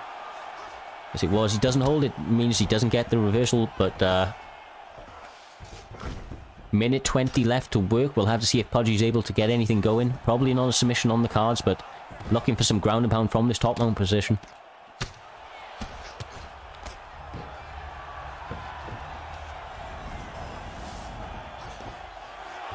Nice reversal there from Honest Jim, but he finds himself in... I thought he had the lower stamina. That's my bad. Wrong read, but Triangle, this is a great submission in this game if he's able to sink it in. 30 seconds, there's still time, but looks like he's got out though. Bailed on the attempt. Oh, yeah. Yeah, I feel like, you know, if I am Jim here, I'm in no rush to get the finish. He knows he's got the rounds in the bag, right? So I just feel like if I'm Pudgey, it's kind of too late to do anything at this point, which is unfortunate. Unfortunate for him, but this is potentially, we'll have to see how the judges have scored it, of course. Potentially 2 rounds up there for Jim, though. At least, we haven't got to see the stats yet, have we? We have not, no. Hopefully we will at the end, but it was a very good fight. It was a competitive fight from both guys. Both obviously very deserving of their high rankings within the league, but seeing a lot of highlights here from Jim. Maybe that's an indication of which way the judges have gone, but we are about to find out. Ladies and gentlemen, after 3 rounds, we go to the judges' scorecards for decision. All 3 judges score the contest 29-28. Declaring the winner by unanimous decision, Tony El. All right, man. I was kind of worried. The anticipation had me for a second. Honest Jim picking up the W. It's unfortunate for Pudgey picking up his first loss within the league, but little shame at all, brother. Up against a very tough opponent in Honest Jim. Honest Jim now the #1 contender, picking up another W. I imagine we're going to see this man in a title shot next. Very, very interested to see where he goes from here, man. He's been very game from the beginning. Oh, the stats, okay. Only got to see them for a moment, but that does take us on to the main event of the evening. The reason that we obviously put the card together in the first place. Title implications right now. We're going to be having ICB Dirty Dave up against BFAP Styles. These guys are both grappling phenomenons. They've both got very solid striking, don't get me wrong, but I think that you could both agree that when it comes to the grappling, these guys are next level. They're very, very much top tier opponents. They're both very active grapplers, and that's the thing I really enjoy about them, is that they don't lay on you just to lay on you. They don't try to reset timers. They get on top of you, and they start fucking you up as much as they can. They don't do, well, speak on some other people. However, they're just very active grapplers, and I respect it a lot. Yeah, no, 100%. They stay very, very active. You know, work ground and pound, but it's one of those styles where it's virtually, at least in my experience, impossible to get these guys off you. Just once they've got you down, they aren't looking to let you up anytime soon. And yeah, I mean, very, very dangerous, man. Both men on the ground. We are gonna have to see how these guys kind of stack. Sorry, brother. Yeah, because I fought Styles on the previous card, and granted, he didn't finish me, but it was very, very hard to get him off of me. No, definitely. You know, I myself have sparred with both of them, and Styles is very persistent grappler. You know, if he doesn't get the takedown, he will just continue, and he likes to utilize clinch, you know, quite, you know, efficiently. He likes to clinch you quite a lot. It does get frustrating at some points. As I say it, he goes back to the clinching there. But yeah, Dave is no slouch, right? He's the champ for a reason. The man can do it all. He can strike, he can grapple, he can clinch. He really can, and interestingly enough, this is maybe one of the first times I've ever seen Dave take a back step in a fight, but that's due to the overwhelming pressure that Styles is trying to put on him right now, going to the clinch, trying to mix in those takedown attempts. Even though they've been wayward, the champ landing some great shots on the inside right there. Oh yeah, and the thing is, Styles needs to be a little bit careful, because if he gets looped around, he's gonna have issues.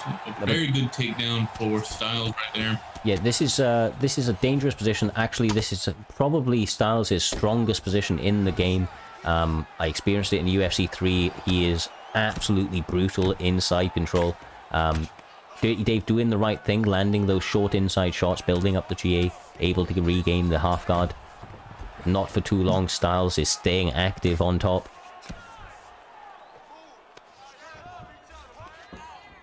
And he's able to move to backside, which isn't the best, but it's better than side control, at least against Styles. Yeah, you really don't want to be giving up that position. Try to keep this man in half guard, full guard if you can, but very, very easy to say, very hard to do. As we say that, he's postured up.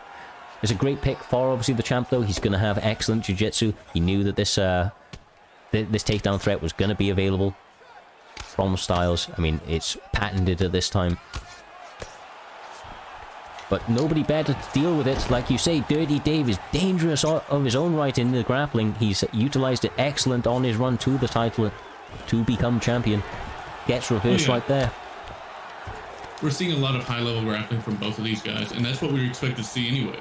Yeah, I mean, this is one of those grappler v grappler matches that turn out to be a grappling affair, you know? It doesn't turn out to be a striker's affair, because both guys believe in their grappling. And understandably so. There's been huge amounts of success for each guy in their, you know, respective style of grappling on their way up to these championship matches. Oh yeah, 100%. And you got to be very careful against both of these guys, because one mistake can finish the fight for you. It really can. You find yourself giving away, you know, a little bit more stamina than is absolutely necessary at the right time. They're going to find an opportunity to punish you with maximum effect. Only 20 seconds left to go. This is a 5-round fight. So obviously we'll have to see how their stamina and their gas tanks hold up over the next couple of rounds. But both guys being very, very active in this opening 5 minutes, showing each other a wide variety of techniques. Oh yeah, and like I said, it's going to be very interesting to see how this fight goes, because they're both extremely adept grapplers, and they keep just reversing each other, putting each other in bad situations, and you get to see exactly what you need to do to get out of those positions. You really do. You see Styles instantly go to the knee to the face into the takedown. Nice little hip toss from him. Finds himself in side control now, which is once again a very dangerous position to be in. Good job from Dirty Dave to get out of there. Oh yeah. He's in backside, which is not the best place to be, especially if you're Gilbert Burns, just because you don't have any of that world-class jiu-jitsu to rely on. Yeah, definitely. I mean, quite honestly, this is... oh, that's great work from the champ. He manages to get the separation. He's still got Styles right in his face, going for the takedown, but defends this one. Great work. Now, Dirty Dave going to look to implement some of his own ground and pound, some of his own submission attacks, I would imagine. Finds himself in half guard. And great denial. Once again, you know, these guys, two of literally the best grapplers on the game, would put them up against anybody on the ground, man. They've got phenomenal ground games. Oh, yeah. And the thing is, with Gilbert Burns, you have very good submissions to go along with it. Not saying that GSP doesn't have good sub defense, because he does. He's probably one of the best in the division at that. However, that Brazilian Jiu-Jitsu gives a boost in that regard. Oh, definitely. I mean, he, out of the two, Gilbert Burns is definitely going to be the more submission, or have the higher submission offense, but what it comes down to in a lot of cases is when you catch your opponent in one of those kind of precarious positions, when they've got their stamina a little bit low after you've blocked a nice transition. Sometimes those submissions are available, like the triangle and so on, but neither guy are going to really allow themselves to get into too many spots like that, I would imagine. Like I said, they're very, very high level grapplers. They know when they can push for submissions or transitions and so on, and when to hold their position. As we say that, obviously we've got Styles now reversing it back into top mount, or back into top control, I should say. But that's a nice transition from Dirty Dave. Unable to hold it, unfortunately. Finds himself in stack guard. Now going to eat some shots. The champ is getting all he can handle in these first two rounds. He's going to have to make some adjustments going into this third round. These are obviously the championship rounds. Oh, yeah. At the moment, they both had a very similar stamina advantage, so I'm not too worried about that. It's really who makes the first mistake on the ground first, who gets exploited more.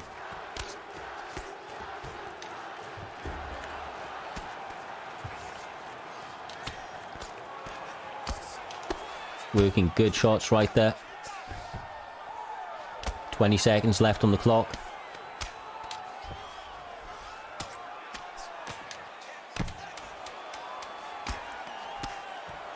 and he's doing just a good job. They're both doing such a wonderful job of like staying out of each other's like kill areas. Yes, they If really. that makes sense. They are. They're kind of trying to neutralize each other's most dangerous kind of, attributes, if you will. Doing a good job so far. I do feel like going into this third round, easier said than done, of course. It's not like he hasn't been trying already, I'm sure, but the takedown defense needs to be on point for the champ going into this third round. Needs to be able to stop the takedown, because Styles is initiating it often and early, going for it. Once more there, does a good job of interrupting it with the shots, stopping the takedown. Excellent takedown defense from the champ. That's a little bit more of what he needed. Of course, Styles is not going to be dissuaded by that. He's still got a lot of stamina. You know that he's going to look for a takedown attempt in the near future, but now being stalked by the champ, landing good shots on the inside.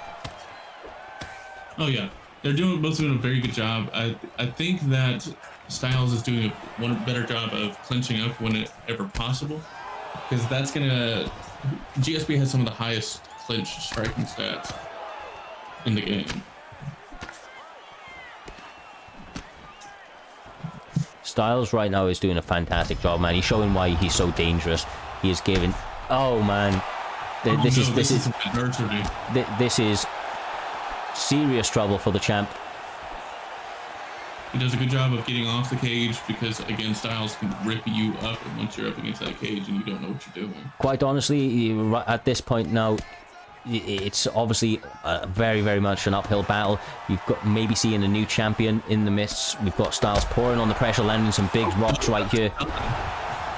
Gets the knockdown, and he's going for the finish. That might be the shot, and it is. We have a new champion and new. Excellent win from Styles. He came out, put on a absolutely perfect performance. He was up against an extremely dangerous man tonight in Dirty Dave, obviously champion for a reason, and the fact that he was able to grapple him in the way that he was up against somebody that's a very high level grappler like Dirty Dave himself just speaks volumes to the abilities of Styles on the ground. And like I said, he comes from a camp of grapplers as a whole. The BFAP camp, outside of mainly Trixie, who's the striker of the camp, have all got excellent ground games and really came through on fruition tonight. He stayed committed to that, and was able to get the rock. Hard done obviously by the champ. I'm sure he's going to be back better than ever, but Styles picking up a brilliant win tonight and earning that primetime gold. I believe that's now BFAP taking both titles with Trixie and Styles correspondingly in different weight classes. These guys have got a lot of gyms like ICB, like obviously TK boys, BSD, Sprawl and Brawl guys, the motherfuckers, all of these camps coming up through the rankings. So these guys are going to have a lot of people chomping at the bit, but what a fantastic night of fights again. Now, I'm not going to lie to you. I'm a little sus of Styles, just because he was able to finish Dirty Dave, but he wasn't able to finish me. What's up with that? Well, maybe a fight that you'll see in future, I'm sure, but nothing to be taken away from the man. He is a problem, man. Like, these BFAP guys have come through as of recently, and started putting on a run towards towards the title, and both guys picking up a belt each at the moment. Like you say, they're going to be defending it next weekend. If you haven't already, make sure to give the channel a follow. We'll be doing this often and early. Outside of that, guys, it's been a fantastic night of fights. Appreciate you all stopping by. Appreciate all the competitors, the staff putting this all together. It wouldn't be possible without you all. Couple of shout outs to get through. If you want to see more of the content I do myself personally, at CyreztheLooney on all platforms. We've got obviously it's _Mr. Valentine, the commentator of this evening, that had to jump out for this last fight. Much appreciate the calls throughout this evening there, brother. And obviously you've got your channels yourself there, Greatness. Oh yeah, I have Greatness Gaming on YouTube, Greatness Gaming on Twitch and Facebook if you're on there. And if you want to find me on Twitter because you want to listen to my musings, just look up at Greatness Gaming. Great stuff. Well, it's been a pleasure calling these fights with you, brother. For this one, we are going to be calling an end to the stream. Stay by for a moment, though. We are going to be going through and raiding somebody else within the community, so stay tuned for a couple of moments just as we obviously get that sorted. Appreciate you all. We'll see you in the next one. Alrighty.